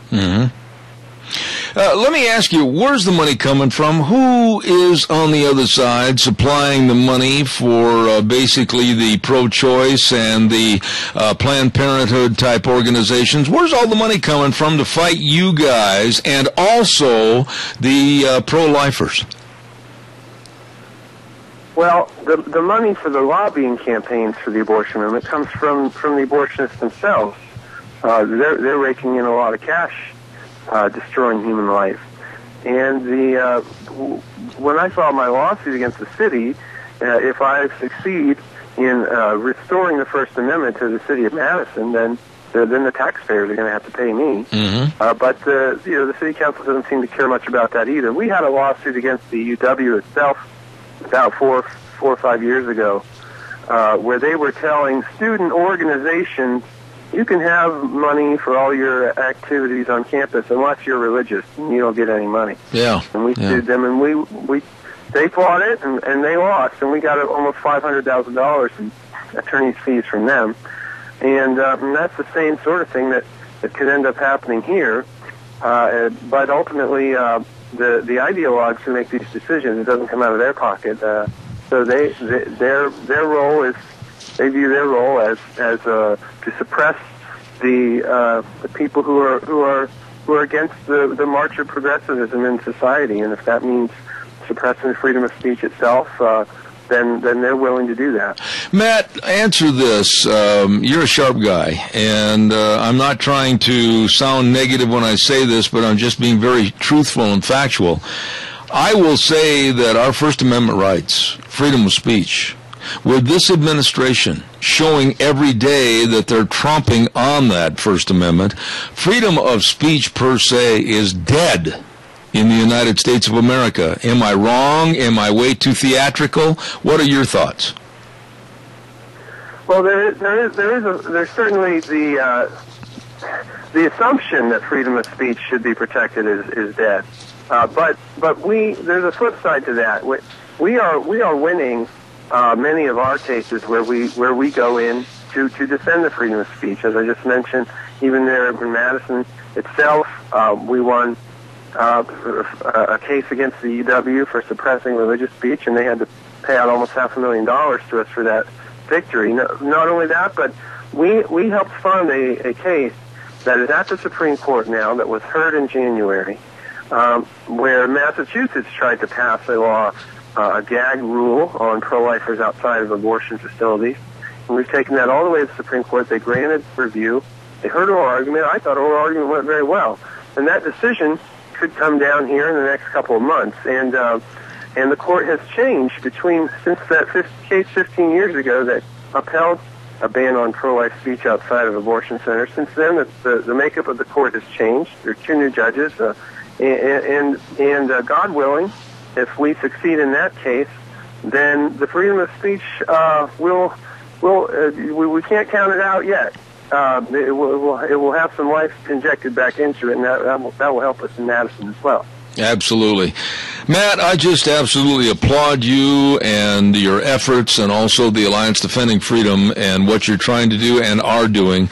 God bless you. And real quick, if people want to follow this case and also help the Alliance Defending Freedom, give us the parameters as to how they can get a hold of you. Sure. They can go to www.alliancedefendingfreedom.org. All one big word, alliancedefendingfreedom.org. You can learn more about our cases there. You can pray for us, pray for our cases, and help support us so we can come alongside these pro-life Christian people in Madison and represent them for free to defend and protect their constitutional rights. Absolutely. Matt Bowman, legal counsel with the Alliance Defending Freedom. Matt, come back more often. You do a great job. Appreciate you. Thanks for having me. Thank you, sir. Have a great day. Thank you very much. You too. Wow. Freedom of speech in this country is just absolutely under attack. It is under attack. It's under siege, just like Christianity. We've got to have a weather update right now. My goodness sakes. And the weather this hour is brought to you by my old friends at Red's Trading Post, 203 5th Avenue South in Twin Falls, Ryan and the rest of the crew. And if you have a collection of firearms, let Red's Trading Post sell them for you online to get you the most money for your collection if you're wanting to sell. And they also give top dollar trade-ins on firearms, and nobody's going to give you more for your guns than Red's Trading Post, 203 5th Avenue South in Twin Falls. I love the people there. I love the store. Absolutely. Red's Trading Post in Twin Falls. Here now, Michael Rogers Weather. Morning, everybody. Michael Rogers from MichaelRogersWeather.com. Chance of rain today and also for tonight. Going to come out of it tomorrow. You pick right back up where you left off today on Wednesday. Have a great day. Enjoy the weather. See the weather you got. For all your guns, ammunition, and all the accessories, it's right there at Red's Trading Post, 203 5th Avenue South in Twin Falls, bringing you Michael Rogers Weather. Gina, are you right there? Yeah, I'm here. Okay, good. I want to talk to you for just a minute right after I do this next commercial, because you are, along with my lovely bride, excellent in the kitchen. Very good cooks, okay? Yeah. Okay. So we're going to talk cooking in just a minute. Are you ready? Okay. All right, stand by. Okay. Let's ride Highway 24 between Rupert and Burley. Oh, my goodness. Have you been thinking about spring already? Did you see the grass and the barrel pits and everything all greened up? Everything's looking good. Oh, I got spring fever. I sure do. Well, let's ride Highway 24 between Rupert and Burley. They're open Tuesdays through Saturdays, 9 to 6, and they've got the biggest selection of side-by-sides at Let's Ride in the state of Idaho. Oh, yeah. They're the fun thing to hit the hills with, and they got a great big selection of ATVs, many on sale, and don't forget they've got all the dirt bikes for the young at heart. Oh my goodness, you better get in there. Let's ride, where the fun is sold. Highway 24 between Rupert and Burley, open Tuesdays through Saturdays, 9 to 6. Let's ride. Really good folks over there. Well, Gina and my lovely bride, you spend a lot of time in the kitchen, I'm sure. Yes. Okay. Well, I want to ask you if you are ready now for a new trend that is coming into this country, to where now many of the menus at restaurants and many of the cook-at-home books are going to be featuring eating bugs. No. Oh, I'm sure that, Boy Scouts learned that and survivalists. No, chocolate-covered grasshoppers, gross. You know that the predictions are that insects, now this is a full-page story. You can go to the website and look it up. It's from last week on Friday, USA Today, full-page story. Insects may be the next sushi. I can see how in some countries, I do know that certain bugs and grubs and things are considered delicacies. I'll eat fruit, thanks. Uh-huh. More than 33,000 people, now listen to this, attended what was called a bug fest in Raleigh, North Carolina this past September, and they ate on the menu all the different bugs, like turkey with cornbread and mealworm stuffing, waxworm cranberry sauce, and cricket pumpkin pie. Everything sounded delicious minus the bug part. I don't know about you, but when I read this article, I absolutely got a little lightheaded and a little bit faint of heart and thought, I don't think so. I got onto their website, and it says children under the age of 16 must be accompanied by an adult. Insectival, the evening insectival. Yeah. Did you read on there what they're having for dessert? Oh, this'll get you. Oh, try toffee mealworms over vanilla ice cream at the Don Bagito food cart in San Francisco. Why would anybody want to eat bugs? I do realize that they're full of protein and this, that, and the other. And in some countries, you know, it's like their main source of meat, as it were. But if I don't have to, I'm not gonna. David Gordon is now the author of a best-selling book called The Eat a Bug Cookbook, and the quote is, there are bug-eating clubs at colleges. The real question is why it's taken folks in the United States so long to warm up to the idea of eating bugs. Okay, here's the deal. Would Deanne cook you bugs? And if she did, would you eat it? No, that's not the deal. Would she tell you that there's bugs in it? No, that's not the deal. Because first of all, I know my wife well enough that any bug that's in the house, its life expectancy is like 0 to 1. And as far as creating a factor of eating them, that ain't going to happen with this lady, I'll tell you that. It just doesn't even sound appealing. Although I have had friends back in high school who ate chocolate-covered, what was it, the grasshopper? Like that. But no, I can't. No, I would have to be ultimately starving to death alone on a deserted island. Remember what was it, 20 years ago, or maybe it wasn't that much, where they were actually telling people, but it was a gigantic hoax, about eating earthworms? I don't remember that. Yeah, you can look it up on the web. There was a major push to eat worms and everything. And I'm wondering if this isn't a little tongue-in-cheek about the bugs, but I'm looking at the pictures. I'm looking at some of the restaurants in L.A. and New Orleans and San Francisco and St. Louis that actually are serving bug dishes to their people that come in the door. I guess that's definitely a select niche of people who would actually eat this. I would not. I would probably would not go to a restaurant that would serve that kind of stuff, just out of fear that maybe a bug might have made it into my meal. Listen to what you can get at a place called the Typhoon in Santa Monica, California. I've been to Santa Monica. I don't want this. Here it is. It's called a specialty. Singapore-style scorpions, stir-fried crickets, stir-fried silkworm papaya, and Manchurian chambai ants. And what are they supposed to taste like? Popcorn? I got a word for it, but I can't use it on the radio. Honestly, you know, I've cooked a lot in the kitchen, and sometimes, you know, when you have old flour and you get those little weevils in it. I'm the type of person that I'll even throw out that flour because I don't want to be eating weevils, and I know that they're a harmless little thing. But no, I don't. I cannot wrap my mind around eating bugs. I saw it was on Fox and Friends about 2 weeks ago. Somebody had brought in, I think they were grasshoppers, and they were deep-fried chili spice grasshoppers. And they gave one to one of the hosts, and there was a daring going on. As you go ahead and eat it, I dare you, that type of thing. Okay. Yeah, and one of the hosts did put one in his mouth, and all of a sudden that person was off camera quicker than you can imagine. And all you could hear was the hacking as they left the stage. That would be you. That would totally. I can't handle that stuff. Too. I could not handle that stuff. No, you were a Boy Scout, right? In a similar type organization.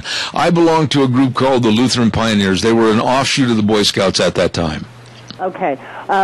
We did Girl Scouts, and we had Boy Scouts, and then we also had the Kiwanis Club. Yeah. And I know that there was a small little thing about, you could get a badge or whatever for eating bugs, and I couldn't. No, gross. This one guy, this Dave Gordon, that wrote the book called Eat a Bug Cookbook, he says scorpions taste like crab meat and baked wax worms taste like pistachios. I'll take his word for it. I'm still not going to try it. You've got a phone call, by the way. I'll bet I do. Good morning. You're on the air. This is your Bug Encyclopedia radio station. Good morning. Zeb, you must be talking to the United States #1 dietitian. That would be Michelle Obama, Big Mama. I never thought about that, but it would be interesting if this thing carries any weight at all and is factual, if Mama Obama would get on television and talk about grasshoppers and chocolate chirp cookies, crispy Cajun crickets, and all that kind of stuff. I'd like to see her eat all of that stuff and be an example. There are a lot of things I would like to see Mama Obama do, some of which I cannot talk about on the radio, Bob. Oh, boy. Okay. Well, you better stick with your wife's cooking and forget about this other stuff. I will, my friend. See you later. Bye. All right. Thank you very much. I couldn't believe this. Let's see. In another restaurant in, where was it? San Francisco? Yeah, here it is. Gina, listen to this one. In San Francisco, the Don Bagito food cart in San Francisco features spicy superworms, chocolate-covered crickets, salted crickets tostadita, and a wax moth larvae taquitos, and toffee mealworms over vanilla ice cream. I don't care what kind of candy-coated stuff you put on it. It's still a bug. I am not meant to eat bugs. I just thought about what I got to do next hour. And I've got to come out of the news with one of our restaurants, and I'll bet you they would wish right now that I'd get off this topic, and perhaps they're right. Probably so. But you say that eating worms is good for you. I just found an article. Well, I think my health is fine. Thank you very much for asking. You are very welcome. Yes. Anytime. Okay, I just thought I'd mention that because you are quite a cook, and I just wanted to see if you wanted to follow up on that. Oh, man. Did you have a good weekend, by the way? I did. I had a really good weekend. You said you worked on the car? We did, working on my 97 Bonneville. Ooh. And it's a Bonneville SSE. It's going to be a beautiful black. So we were sanding to do the final paint on it. And so going to be really, really excited. So that means I can deliver my daughter's car at the end of the month because she's getting the car that I'm now driving. And then I'm going to take over the Bonneville. And then we still have the Chrysler to get going so we can sell it. 97 Bonneville. Now, I'm trying to place that in my mind's eye. Have you changed the interior and everything else? No, no. The interior does need just a little bit of work, just some lenses that need to be fixed up. But other than that, wow. Is that an automatic or is that a standard on the floor? It's an automatic. It's got the 3800 series V6. It's been rebuilt, and it's got the moon roof and the power seats. Seats, which I've always wanted. It's got a nice, cool navigation system, and it's got the on-screen navigation system as well, if you want to have that. And so it's actually a really, really nice car, Bonneville SSE. There she is, ladies and gentlemen. She is a small, petite lady that's a good cook, doesn't like bugs, but she sure can fix up a car. Heck yeah, I don't mind getting grease underneath fingernails. There you go. Hey, thanks, Gene. Appreciate it. Betcha. We're going to take about 6 minutes and let the big boys from ABC come in and mess everything else up, and then come back with Joel Packham from the Cassia County Extension Office, followed then at 10:30 by Chris Warren with the Institute for Energy Research. Don't go away. Oh, we're back. Last hour for a Monday, March the 3rd. My goodness, we're into March already. We've got a lot of things cooking, getting ready for spring, I hope.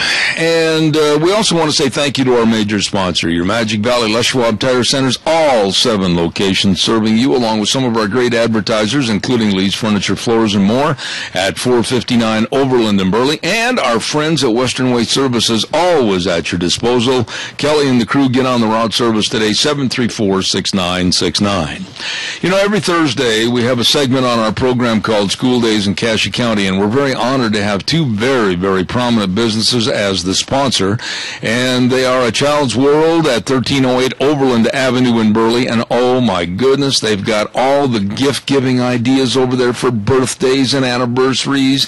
They've got all the babies' outfits and the spring outfits. They've got everything over there. You got to get over there and check it out. It is a family store, all the games, everything at A Child's World. Wonderful location, 1308 Overland Avenue in Burley. Number to call, 878-8222. Our other sponsor is Ambulatory Surgery Center, 1344 Highland Avenue in Burley. All you need to do is just call the number 677-8888. For over 14 years, the Ambulatory Surgery Center of Burley has saved area families thousands and thousands of dollars. And don't forget, remember, a colonoscopy can save your life. Call them, 677-8888. Ambulatory Surgery Center and A Child's World, bringing you School Days in Cassia County.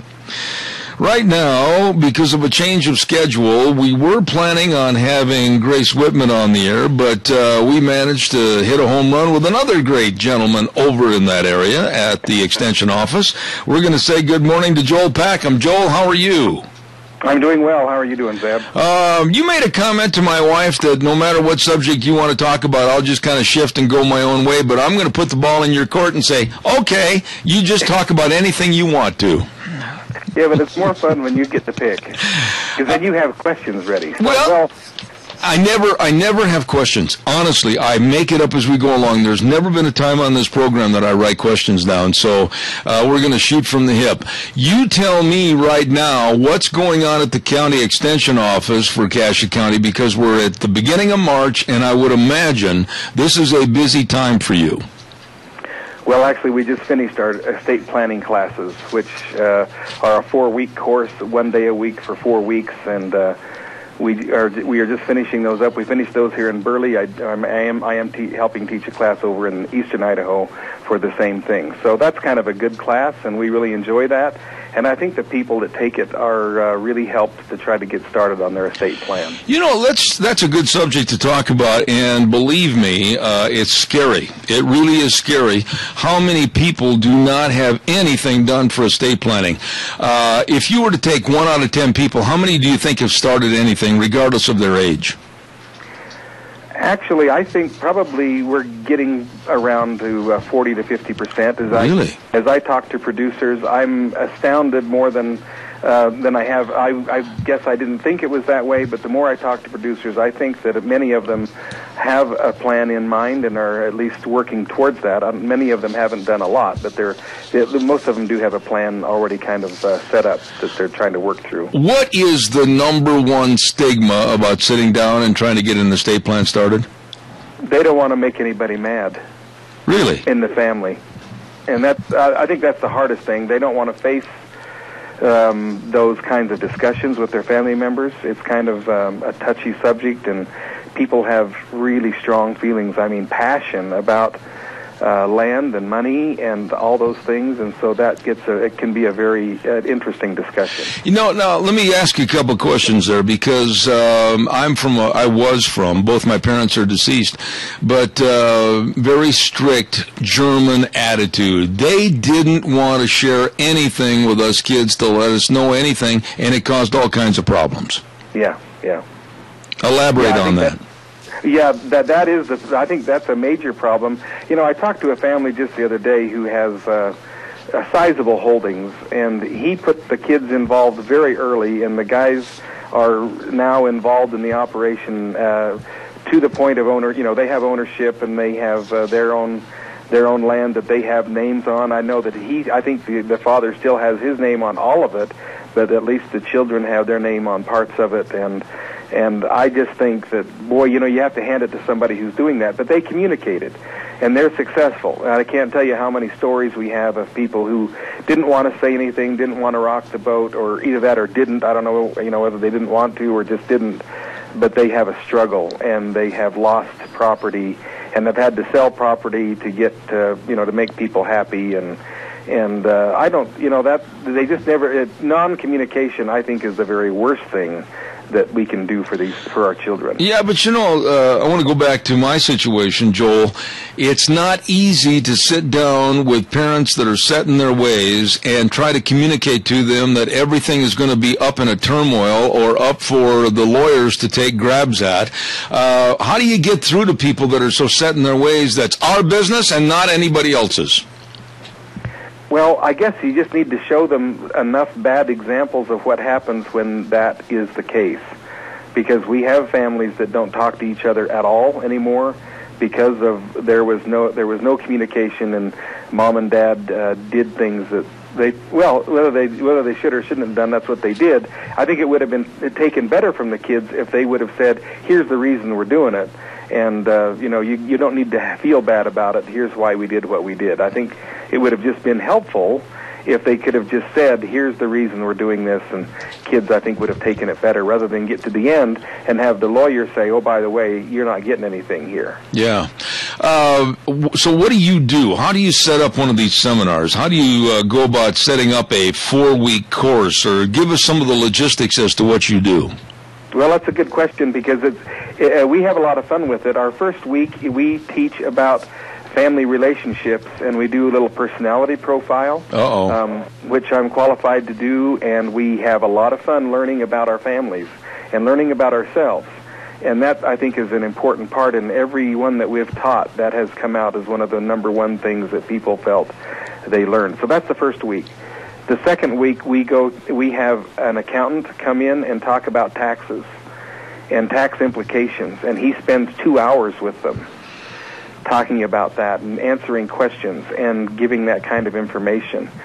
The third week, we have an estate planner / insurance type person come in and discuss different tools that people can use using insurance to help make things, to help even things out, if you will, on a farmer ranch. Mm-hmm. And that's really helpful. And he spends an hour and a half to 2 hours with the people to give them ideas of what we have. And then the last week, we bring in a lawyer, and they spend another 2 hours discussing how we put all this together. I mean, we've talked about the taxes, and we've talked about maybe some other avenues where people can get money, and then we try to decide how the best way is to make that happen with the lawyer there.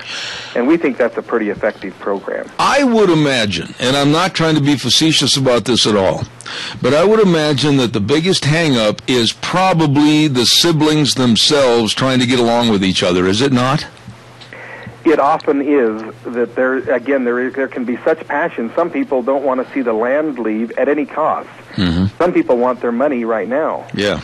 And the collision between those two factions can be just really dramatic.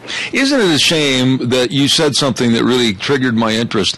Many, many cases we've seen the greedy children. I mean, mom and dad have worked hard all their lives, put together a nice farm, a nice ranch, whatever it is, and the greedy children are saying, I want my share of the inheritance now. It's almost as if they're really worthy of what mom and dad have worked for, and the demands and the not being able to sit down as a family and work this out, it makes you sick, doesn't it? Well, and add in that the person that might have stayed on the ranch all their life and worked there. Yeah. And most of the time they didn't get paid exorbitant wages, if very well at all. Mm-hmm. I mean, they might have had a house provided, but usually those houses aren't the very best houses. I mean, now sometimes, and I think in this day and age we're seeing that change a little bit, but I know in the past some of those houses weren't very good, that some of those the hired men / sons that returned or stayed on the ranch. And then if they don't have any, and then many times they can be put into the will just as one of the people and not given any consideration. And while that may be equal, to me, it isn't really fair to that person. Yeah, now you've got their whole life. You've got a little situation. I know of a situation just recently where little Sally Sissy Prissy lived back in New York State, and she's calling out here demanding that she get this, that, and the other, and she's never done anything, never lent a hand to help anything. How do you overcome that kind of a situation? Well, and sometimes you can't make everybody happy. Now, we do have ways, and through insurance type ways, you can find ways to find money that you can help pay off those off-farm heirs to help them be happy with what, they may not get the amount that a person would have got that's going to keep the ranch, but at least the ranch stays in the family, if that's your goal. Now, many times that may not be the goal to keep it in the family, but I've found people are pretty, they very much want the land to stay in the family, right? And so that costs something, and you have to realize that's going to cost, and it may cost somebody not being happy in the family.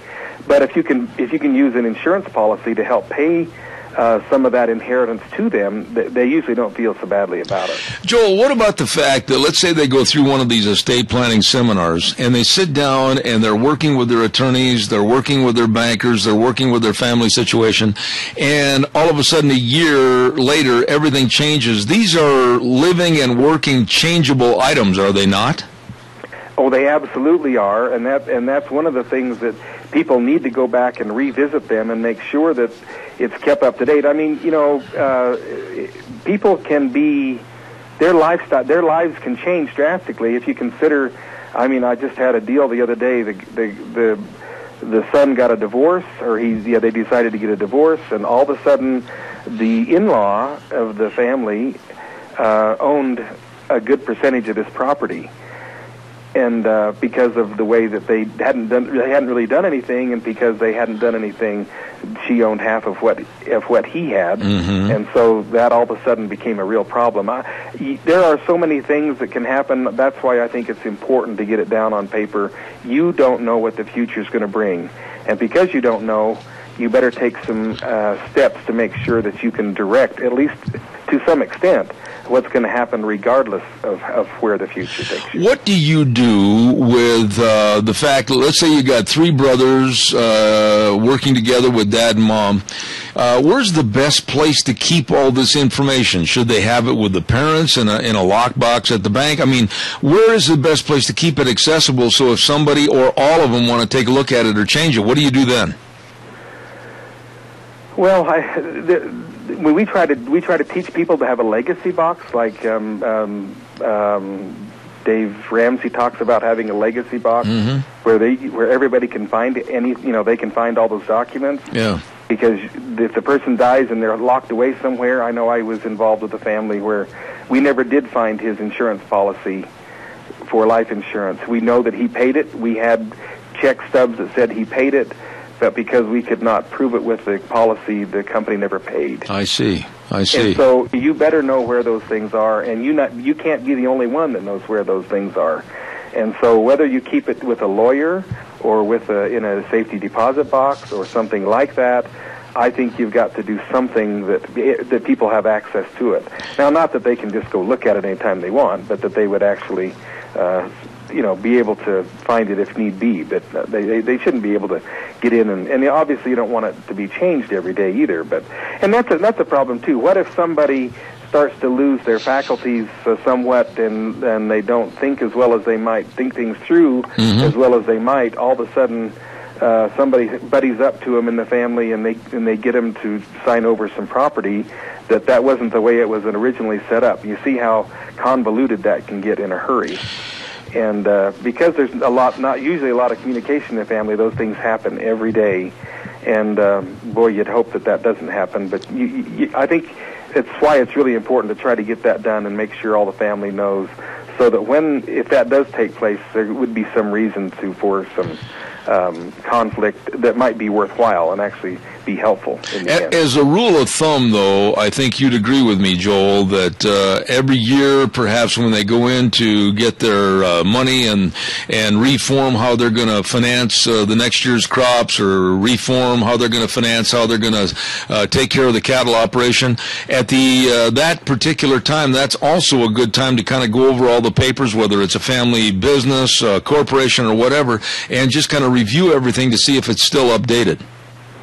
Well, a good yearly meeting like that for the corporation or the family unit, or however you want to put it, that would be a very good thing to do, at least on a yearly basis, or every other year, but probably yearly. Like you say, you can go over the finances and see what's there, see where you're going, look at the financial analysis for last year, see how you're doing, what better decisions we can make this year, and I think good operations do that, absolutely. Joel, what about people that are listening right now and want to get the information, or they want to find out if there's a workbook available or if there's papers available they can come pick up? What do you tell people? Well, we tell people we're going to have the class again next year. We'll schedule it. It'll be in February, January and February of next year, and we do have a text that we use. It's called the Passing It On series out of University of Wyoming, and it's not perfect, but it's better than we haven't seen the need to necessarily rewrite the whole thing. So that is the text that we use, and they can go look at that online, obviously. And but we will have the class next year, and we don't charge a lot for people to take the class. We think it's really helpful to them. It's valuable, Zeb, when they get in that meeting, and while they think they're totally private, they'll find that everyone has the same problems that almost everybody else has. Absolutely. And that's helpful because they can sit down together in those classes and discuss those things. Okay. We found that to be very, very helpful. Well, now, on behalf of the extension system for Cassia County, anything else coming up in the month of March or April or May that you need to highlight and make sure people are aware of? The beginning of April, we're going to teach a QuickBooks class. What does that mean? So we're going to teach QuickBooks, how to use QuickBooks on their operation. Okay. So it'll be for farmers and ranchers and small business people, and we hold that probably here in this office. I think that's where we've got it scheduled to happen, in our office here, so they can call our office and get signed up for that. It's a 4 to 6 week. We're actually going to do it 2 days a week. And so there's actually 6 classes signed up is what we have it for. So there's 6 classes. In order to get through the whole thing, we've found that it takes about six days. And those are 3-hour classes. We do it from 6 to 9 in the evening. Okay. And so that's starting at April 1st and then the 3rd. We try to do it 2 days a week. We find that we can stuff too much into people, especially at the end of the day, pretty fast. And so we try to break it up into those 6 meetings, and that seems to work fairly well. But it's definitely a commitment. Okay. Then I see a deal on the sheet that I have here that was sent to me by your office. A Stronger You, and that's coming up on March 18th through April 24th. What's that all about? Getting ready to go out and meet the world head on in the springtime? Well, I'm that's Grace's information, and I don't know that I have a lot of information on that. I'm thinking that she's doing. I know that it has to do with healthy living, and also with some exercises, and those kinds of things that she has for people, and that's very, very useful. That people can do at home, that they can enjoy, and I think that's also something that she has done that I just don't know everything there is to know about that. But, Joel, let me ask you this. Do you think that the bulk of the people in Cassia County, or for that matter, any county, really understand, appreciate, and or use the services of the extension offices? Well, I don't think most people really know all that we can offer them. We just had a class in here today it was a church group, and they came and did sewing, and they didn't realize that we could set up 7 or 8 sewing machines, and that they could come in here and help their younger girls or whatever youth to come in here and do that. And we'd do that for anybody. It doesn't have to be any particular church or anything like that. We'll do it for anyone who wants to do it. And that's just one of the things that we would do. But we have a lot of ability to help people and to help education in any way. and we're certainly willing to do that and ready to do those kinds of things. If people just want to come and meet with us, we're more than willing to make that happen. So I would assume that if ranchers have questions about various cattle problems, diseases, etc., or people in the horse business, there's probably a lot of books and literature available that they're unaware of. It's certainly available, and if we can't find an answer, boy, I'll tell you, we'll do our dangest to find you an answer. Okay. And we have resources available that allow us to do that, and we can go to work and make that happen, and we're willing to do that. I tell you what, always an interesting conversation. Joel Packham with the University of Idaho Cooperative Extension System, Cassia County. Joel, you did a doggone good job this morning. That was very interesting. Thank you. Thanks, Zeb. It's always a privilege to talk to you. God bless you. Have a good day. Thank you. Okay, thank you. Bye-bye. You know, estate planning is so important. And I know that on behalf of my family, you know, my mom and dad, they were those strict Germans that, well, we're not going to talk about it. Well, it caused all kinds of problems. Don't do that to your family. Everybody needs to sit down and dot the I's and cross the T's. And those estate planning seminars, very, very important. Let's see. Let's talk about the Chadwick Sports Grill, 139 West Main in Burley. What are they going to have for a special today? Listen to this. Just savor over this. They're going to have a special of chicken teriyaki over steamed rice and soup or salad. The meals are always good, and the people are always friendly, and I love the environment in there at the Chadwick Sports Grill. All the historical memorabilia up on the wall and everything. Oh, yeah, you're going to love it. Chadwick Sports Grill, 139 West Main in Burley. You stop in and see them today, okay? Let's see, what else have I got cooking here in my public service announcements. I got some that I have to get on here. I mentioned this earlier. The Minnecasia Tea Party is going to be sponsoring a Meet Idaho's Conservative Republican Candidates meeting on Thursday, March 13th at King's Little Theater. That's going to be at 7 p.m. Don't forget that. And then Doreen McMurray sent me a little notice about all the trees and the 11 varieties of seedlings and everything. Please call if you're in mood to order some of this to beautify your property. Call 312-5789 or 312-0727, and they would be more than happy to help you. I used them a couple of years ago. I got some trees and shrubs from them. It was absolutely fantastic. I really appreciate it. Let's see, what else was there. I think that is it for today on our public service announcements. We're going to turn this back over to our main studios at KBAR, take a little break, and we're going to come back with a gentleman that's not been on the program before from the Institute of Energy Research. His name is Chris Warren, and we're going to talk about tax reform and energy and who's going to get slapped in the face. Stay tuned. More Zeb at the Ranch right after this. And now back to Zeb at the Ranch on AM 1230 KBAR. To reach Zeb, call 436-2244 or toll free 1-866-927-4587. And now, here is Zeb Bell. Oh my, I know somebody that's having a big 25th anniversary sale, and it's going on right now. That's Pro Paint in Burley, 1116 Overland. Nice people. Brian and Barbara, always with the best advice on how to decorate your house. They've got all the custom and stock colors available. Pittsburgh paint is on sale. My goodness, stop in and help celebrate 25 years in the paint business at Pro Paint. Great savings, 1116 Overland in Burley. You stop in and see them today. Really nice people. Ladies and gentlemen, we're going to invite a brand new person on our program this morning with the Institute for Energy Research, press secretary for that organization. Chris Warren, good morning. How are you?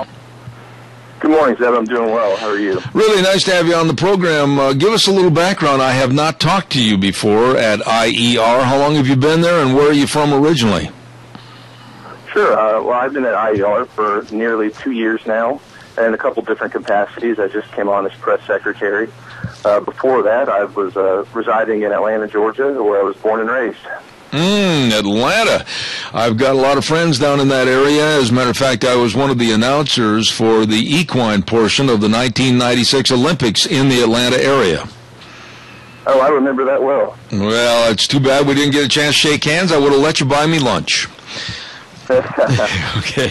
Chris, energy with the Institute of Energy Research. What basically, and I know I've had Dan and a lot of other folks on there from your office, but basically every day you go to your office, what do you hope to accomplish with the Institute of Energy Research? Really, what value are you to the consumers and the American public?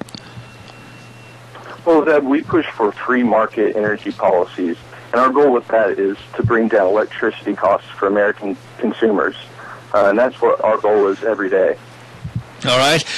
Now, what are we seeing? I'm shocked. Well, not really, because I understand we're going into the summer season, spring and summer season, and we, the consumers, are going to be gouged again with these outlandish, outrageous prices. Diesel's already going back up higher and higher. What are you looking for over the next, let's say, 3 to 6 month period? What's in the crystal ball? Well, right now we're looking towards EPA regulations that are coming up, and that's just going to further intensify these higher electricity costs and energy costs that we're already enduring. So we're keeping an eye on that, and we're looking to push back on that and hopefully lower those electricity costs. Chris, when you say the new EPA regulations, I have never been more mad, and I'll be very blunt with you. It wouldn't bother me at all if the EPA all of a sudden couldn't find the key to the door tomorrow morning and they were completely out of business forever. I have no use for these people. They're nothing more than little dictators as far as I'm concerned. What more are they going to do to us? What more new regulations are they going to throw at us? Well, first of all, I completely agree with you about hoping they can't find the key to the building. The new regulations that they're looking to push on us now are power plant regulations on coal-fired power plants. And, they've already been doing a lot of damage to these power plants, and they're looking to restrict the emissions from those plants even more now, which would raise electricity costs. When you say that, and they're going to make them even more restrictive, we are, and correct me if I'm wrong, the richest country in the world with coal that is unfathomable. We don't even know how many years, hundreds and hundreds and hundreds of years worth of coal power. And with all the new technology and technocracy, the EPA is still trying to shut this down as a power source, but yet these idiots don't have a replacement source of energy to keep up the electrical grid. So we're in bad shape, aren't we? Yeah, we really are, and the EPA and other organizations within the government are wanting us to turn to sources of energy like solar power, wind power, but the truth is those just aren't reliable, and they're expensive sources of energy, and we can't wholly rely on those sources. What about coal? Now, I want you to elaborate on this a little bit with all the new scrubbers, if you will, and the really important lack of pollutants going into the atmosphere. Can coal ever satisfy the EPA and be, again, welcomed back into the fold as an energy source? Not under this current administration. I mean, they've made it very clear that there is a war on coal, and then they're the ones perpetuating this war. But it's our hope that one day in the future that coal will be turned to as a source for the future and for the present, because it really is the most abundant and affordable source that we have in our country. Well, now, let me ask you this, Chris. What about taxes? It seems like, and this is where I want you to elaborate, it seems like President Obama, and it hurts me to even call him president, is after more taxes on energy to make it absolutely skyrocket in cost so that we, the American public, will have to turn to the idiocy of solar and or wind power. What about the tax reform? What's going on there? Well, right now, the most recent step in this has actually come from the Republican side, where Chairman Camp of the Ways and Means Committee has put forth a tax reform plan that would address a lot of these energy issues. And what his plan would do is repeal and take back a lot of these renewable green energy subsidies that the Obama administration has put forth during President Obama's time. And so that would go a long way in alleviating some of the tax burden and the overall cost to American people. So that's a good step in the right direction. Yeah, but will it pass? Right now, it's not going to. It's Chairman Camp is basically in a lame duck period. His term is up after 2014, and until the 2014 elections, that's all we're going to be focusing on is the elections, Obamacare, other issues. So right now, it's pretty much dead on arrival. But that doesn't mean that some of the points, the key points from that plan, can't be carried over into the next discussion about tax reform. I sit here and I just wonder every day, and I used this terminology last hour, I'm going to say it again. I do not understand why we, the American public, do not absolutely demand from our senators and congressmen that they put a full court press on the White House and demand that he sign the Keystone Pipeline. There's no excuse not to have that pipeline going through our country. You're exactly right, Zeb. This is a no-brainer, and I think this is one of the most frustrating arguments that we have to deal with every day. The Keystone Pipeline is a no-brainer. There are hundreds of thousands of miles of pipelines going throughout our country, and it's the safest way to transport oil, natural gas.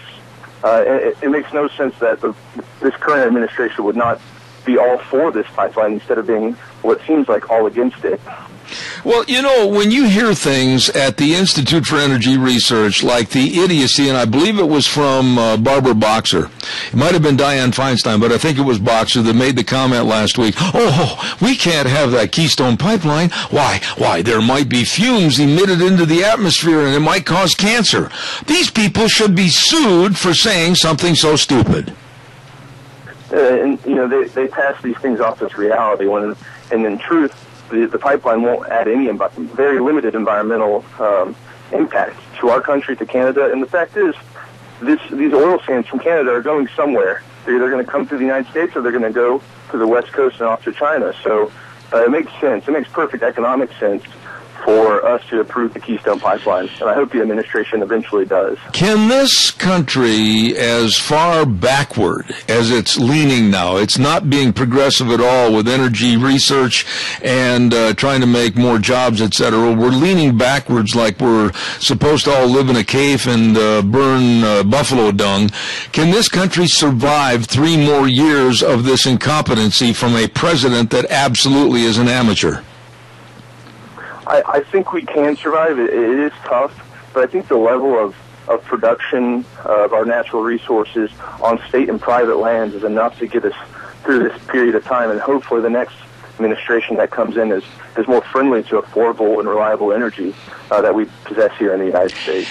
And you know, you're right back in the thick of things, Chris, back on the East Coast, and it absolutely astounds me how, like Chuck Schumer and some of these other incorrigible Democrats, can feed a bunch of garbage to their constituents that high energy costs are a good thing. How do they get through with this when people are paying everything they can towards energy just trying to make a living? Well, I think they can get away with it to a certain point, and it's scare tactics. It's the whole discussion of climate change or global warming or whatever you'd like to call it. But I think if you get further on down the road, if you see what's happening in Europe right now, where electricity prices have skyrocketed 3 times the rate of what they are here, specifically in Germany, they're starting to repeal back these green energy policies that they've put forward. I think we would do well to take a note from them and not follow down that same path. And I think eventually we will get to that point. Yeah, but wait a minute. You bring up a really good point. I've been to Spain. I've been to Europe. I understand the pitfalls and how they were misled about how solar and wind power was going to be their salvation and their savior. And now they're realizing it's not cutting the cake. Why is it that this idiotic government, this absolutely pathetic excuse for an administration, has to follow in the European vein, and we have to make the same frivolous mistakes that they make? And your guess is as good as mine on that. I have no understanding of why we would see a perfectly good real-world example of what not to do and then go and do exactly that. It's just mind-blowing. Chris, this administration, long in the first term before they were elected, they said they wanted to have a cap-and-trade system. They told the American public they wanted to have skyrocketing electricity prices. They told the American public that they would like to see gas go to $8 and $9 a gallon. My simple question to you is, as press secretary for the IER, can it go that high because of our very shaky economy right now? I don't think we'll see prices go that high, but I certainly don't think that the president's policies are helping keep these prices low. I certainly hope we don't see $8 to $9 gas or 3 times our electricity rates. But if we do continue on this path of restricting our energy resources and bolstering energy resources that don't work, then we could see skyrocketing energy prices, even more so than now. Are you optimistic or pessimistic looking at not only this summer's driving, but going into 2015? What are your thoughts? I've always liked to stay optimistic. I mean, gas prices always increase in the summer and the driving months, so we're certainly going to see that. But hopefully the production of oil and gas here in the United States will help alleviate some of that pain that people will be facing in the summer. Okay. Chris, we want to thank you for coming on the program this morning. Press Secretary for the Institute for Energy Research. Come back and talk to us again, would you? Great. Thanks for having me. Thank you, sir. Have a good day. Thank you. You too. Oh, my goodness, it's time for a Michael Rogers weather update, and it's brought to you this hour by some really, really nice people and dear friends. Scarro's Meats at 331 North Road, Jerome, 324-7657. They are a locally owned custom meat processor serving the southern Idaho area for over 20 years. I know these people. I know the quality, and I'll guarantee you, if you need to have your meat processed in a hurry, ask about the 24-hour processing. Oh, my goodness, selling taste one bite at a time. Scarro's Meats, 331 North Road, Jerome. Really good folks. Here is Michael Rogers weather. Morning, everybody. Michael Rogers from MichaelRogersWeather.com. Chance of rain today and also for tonight. Going to come out of it tomorrow, and you can pick right back up where you left off today on Wednesday. Have a great day. Enjoy the weather. It's the only weather you got. Thank you, Michael. Appreciate it. Brought to you this hour by Scarro's Meats in Jerome. Selling taste one bite at a time. Really good folks.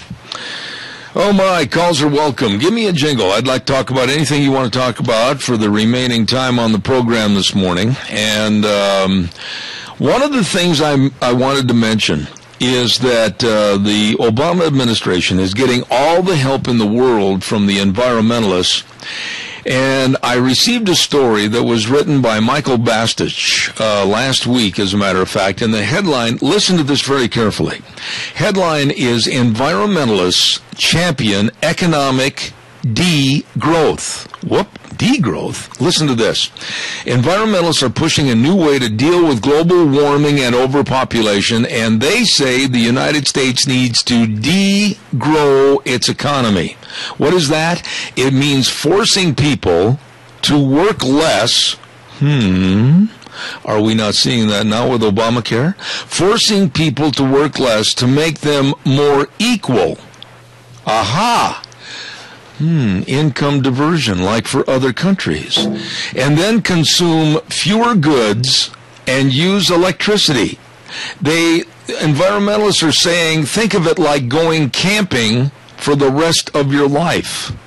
See, not more than 5 minutes ago, I just got on the program and I said to Chris Warren at IER that these nimrods that are with these environmental groups want us to live in a cave and burn buffalo dung. That's exactly what they do want.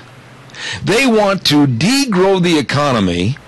They want to make everybody work less, consume fewer goods, and use a lot less electricity. And they don't want us to do anything other than possibly work a 20-hour work week and consume far less for the future.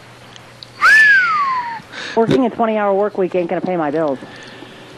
You know, life isn't supposed to be this way. Life is supposed to be where you can utilize all your talents, utilize the assets around you, utilize the abilities that God gave you, and propel yourself for the best life possible. It's not living in a cave worrying about whether if you start a fire, somebody might come in from the EPA and sue you for the smoke. You know, and for them to say, oh, well, this will put, basically everybody on an equal level, on equal playing grounds, and make everybody equal. I don't want to be equal to anybody. I don't either. And the Sierra Club... exceptional, not equal. There you go.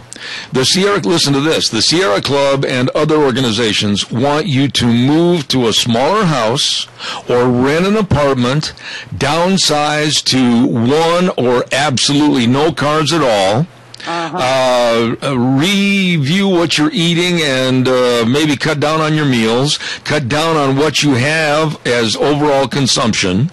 And they don't want you to unwrap or microwave anything. They want you to cook your dinner in smaller quantities. They want you to hang your laundry out to dry. They don't want you to use any electricity.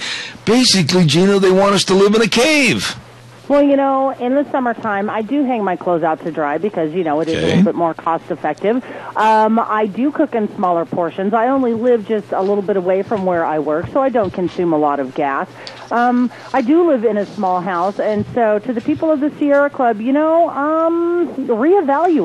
But what is wrong, and I'll go toe-to-toe with anybody on this, God gave us all abilities and assets. He gave you certain abilities. He gave you certain assets. He gave you the opportunity to use your mind and live the best way you can. And that's why we have scientists. Scientists always looking for maybe the cure of cancer. Scientists that are studying different energy programs. Scientists that are studying various ways that we can impact everybody's lifestyle to make it better, not regress.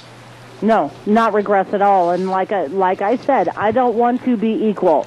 I want to be exceptional. And my job is to lift the people up so they can be exceptional in their own right. So I need to be equal. I just am absolutely, and this is what I've preached about for a long time on this program, is that these environmentalists, they want you to basically have no goals.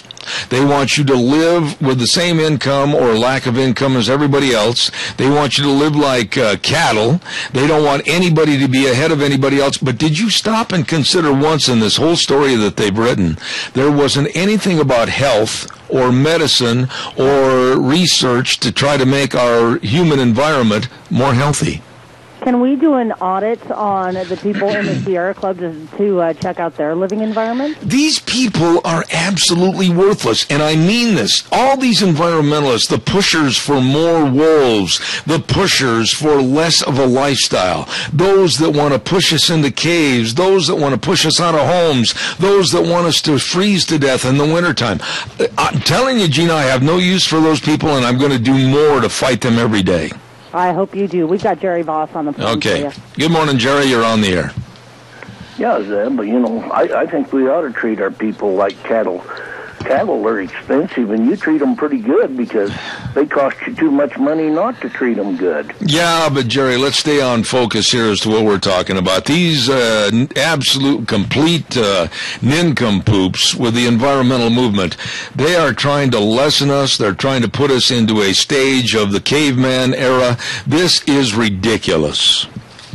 And, every one of them I know lives in a great big house. Al Gore. Most of them drive great big gas-guzzling cars, and they fly them darned airplanes that just cost a lot of money to get around in. Well, kind of ludicrous. The ambiguity of the whole situation. The way they want to live, and they want to destroy everybody else's life. That's just about their whole goal and being. But, Jerry, wait a minute. Stop. They've got the money. They've got the political means. They've got the Obama administration. They've got former Vice President Al Gore and all of those kinds of people on their side, big money people. And here we sit, common, ordinary Joes out here in the hinterland. How are we going to fight these people? The only way we can, that's just keep hollering our head off at them. And, one of these days we might get enough votes to kick them out and to take away their stuff. One can only pray. They have to live like the rest of us live, and maybe they'd change their mind what life's like. Yep, I agree, Jerry. Thanks for your call as always. Appreciate it. Yep, have a good day. God bless you, man. Thanks. I want to talk a little bit more about this in a minute. I want to talk to you about especially Al Gore and now one of his other soapboxes that he's got on. Stand by for that. Don't forget your Magic Valley Les Schwab Tire Centers, all 7 locations with a great big spring tire sale going on right now. They've got the Eclipse tire on sale, delivers exceptional versatility and value. Oh my goodness, it's on sale starting at just $60.25, $60.25. That's right. All season reliability, 70,000 mile warranty. durability, long-lasting tread. Ooh, all the tires on sale right now. Big spring tire sale. You better get in there to any one of the 7 locations. Lane and Rupert, Dave on Blue Lakes and Twin, Mike and Buell, Mike and Jerome, the Twist family in Paul, John on Poline in Twin Falls, and Randy on Overland and Burley, your Magic Valley Les Schwab Tire Centers. Big spring tire sale. You stop in there today. Gina, listen to this real quick. And Al Gore struck out on his verbiage about the climate change and global warming. Now, about a month ago, former Vice President Al Gore suggested that fertility management was crucial to fighting global warming and promoting development in poor countries. And so, in other words, it's nothing more than like what they did in China, suppressing the size of families and saying exactly through government control how many children you can have. Yeah. And, seriously? Can they just butt out of everybody's lives and kind of focus on their lives? Because obviously they have nothing better to do. Didn't we see this with Nazi Germany? Didn't we see this with China? And when you make comments, and here's a quote from Al Gore, depressing the rate of child mortality, educating girls, empowering women, and making fertility management available so women can choose how many children, and the spacing of children is crucial to the future shape of human civilization. As if he was the guru of what we need to follow. I know. I'm going to make this quick point, and then we do have a phone call. Has he not done the statistics right here in the United States that our population is on the decline anyway? Bingo. Absolutely correct. I've got 1 minute left. Real quick, caller. Go ahead. Zeb, remember when we were kids, there was the Keystone Cops? Yes. Okay. Now we got the Keystone Pipeline coming through, and it'll be directed by the environmentalists, which will be the Keystone Cops. Well, that's really true if we get the pipeline at all. I mean, the same thing is happening with environmentalists interrupting these transmission lines that are coming through the country, and the misconstructed transmission line towers that are coming in here from China, which are their life expectancy is null.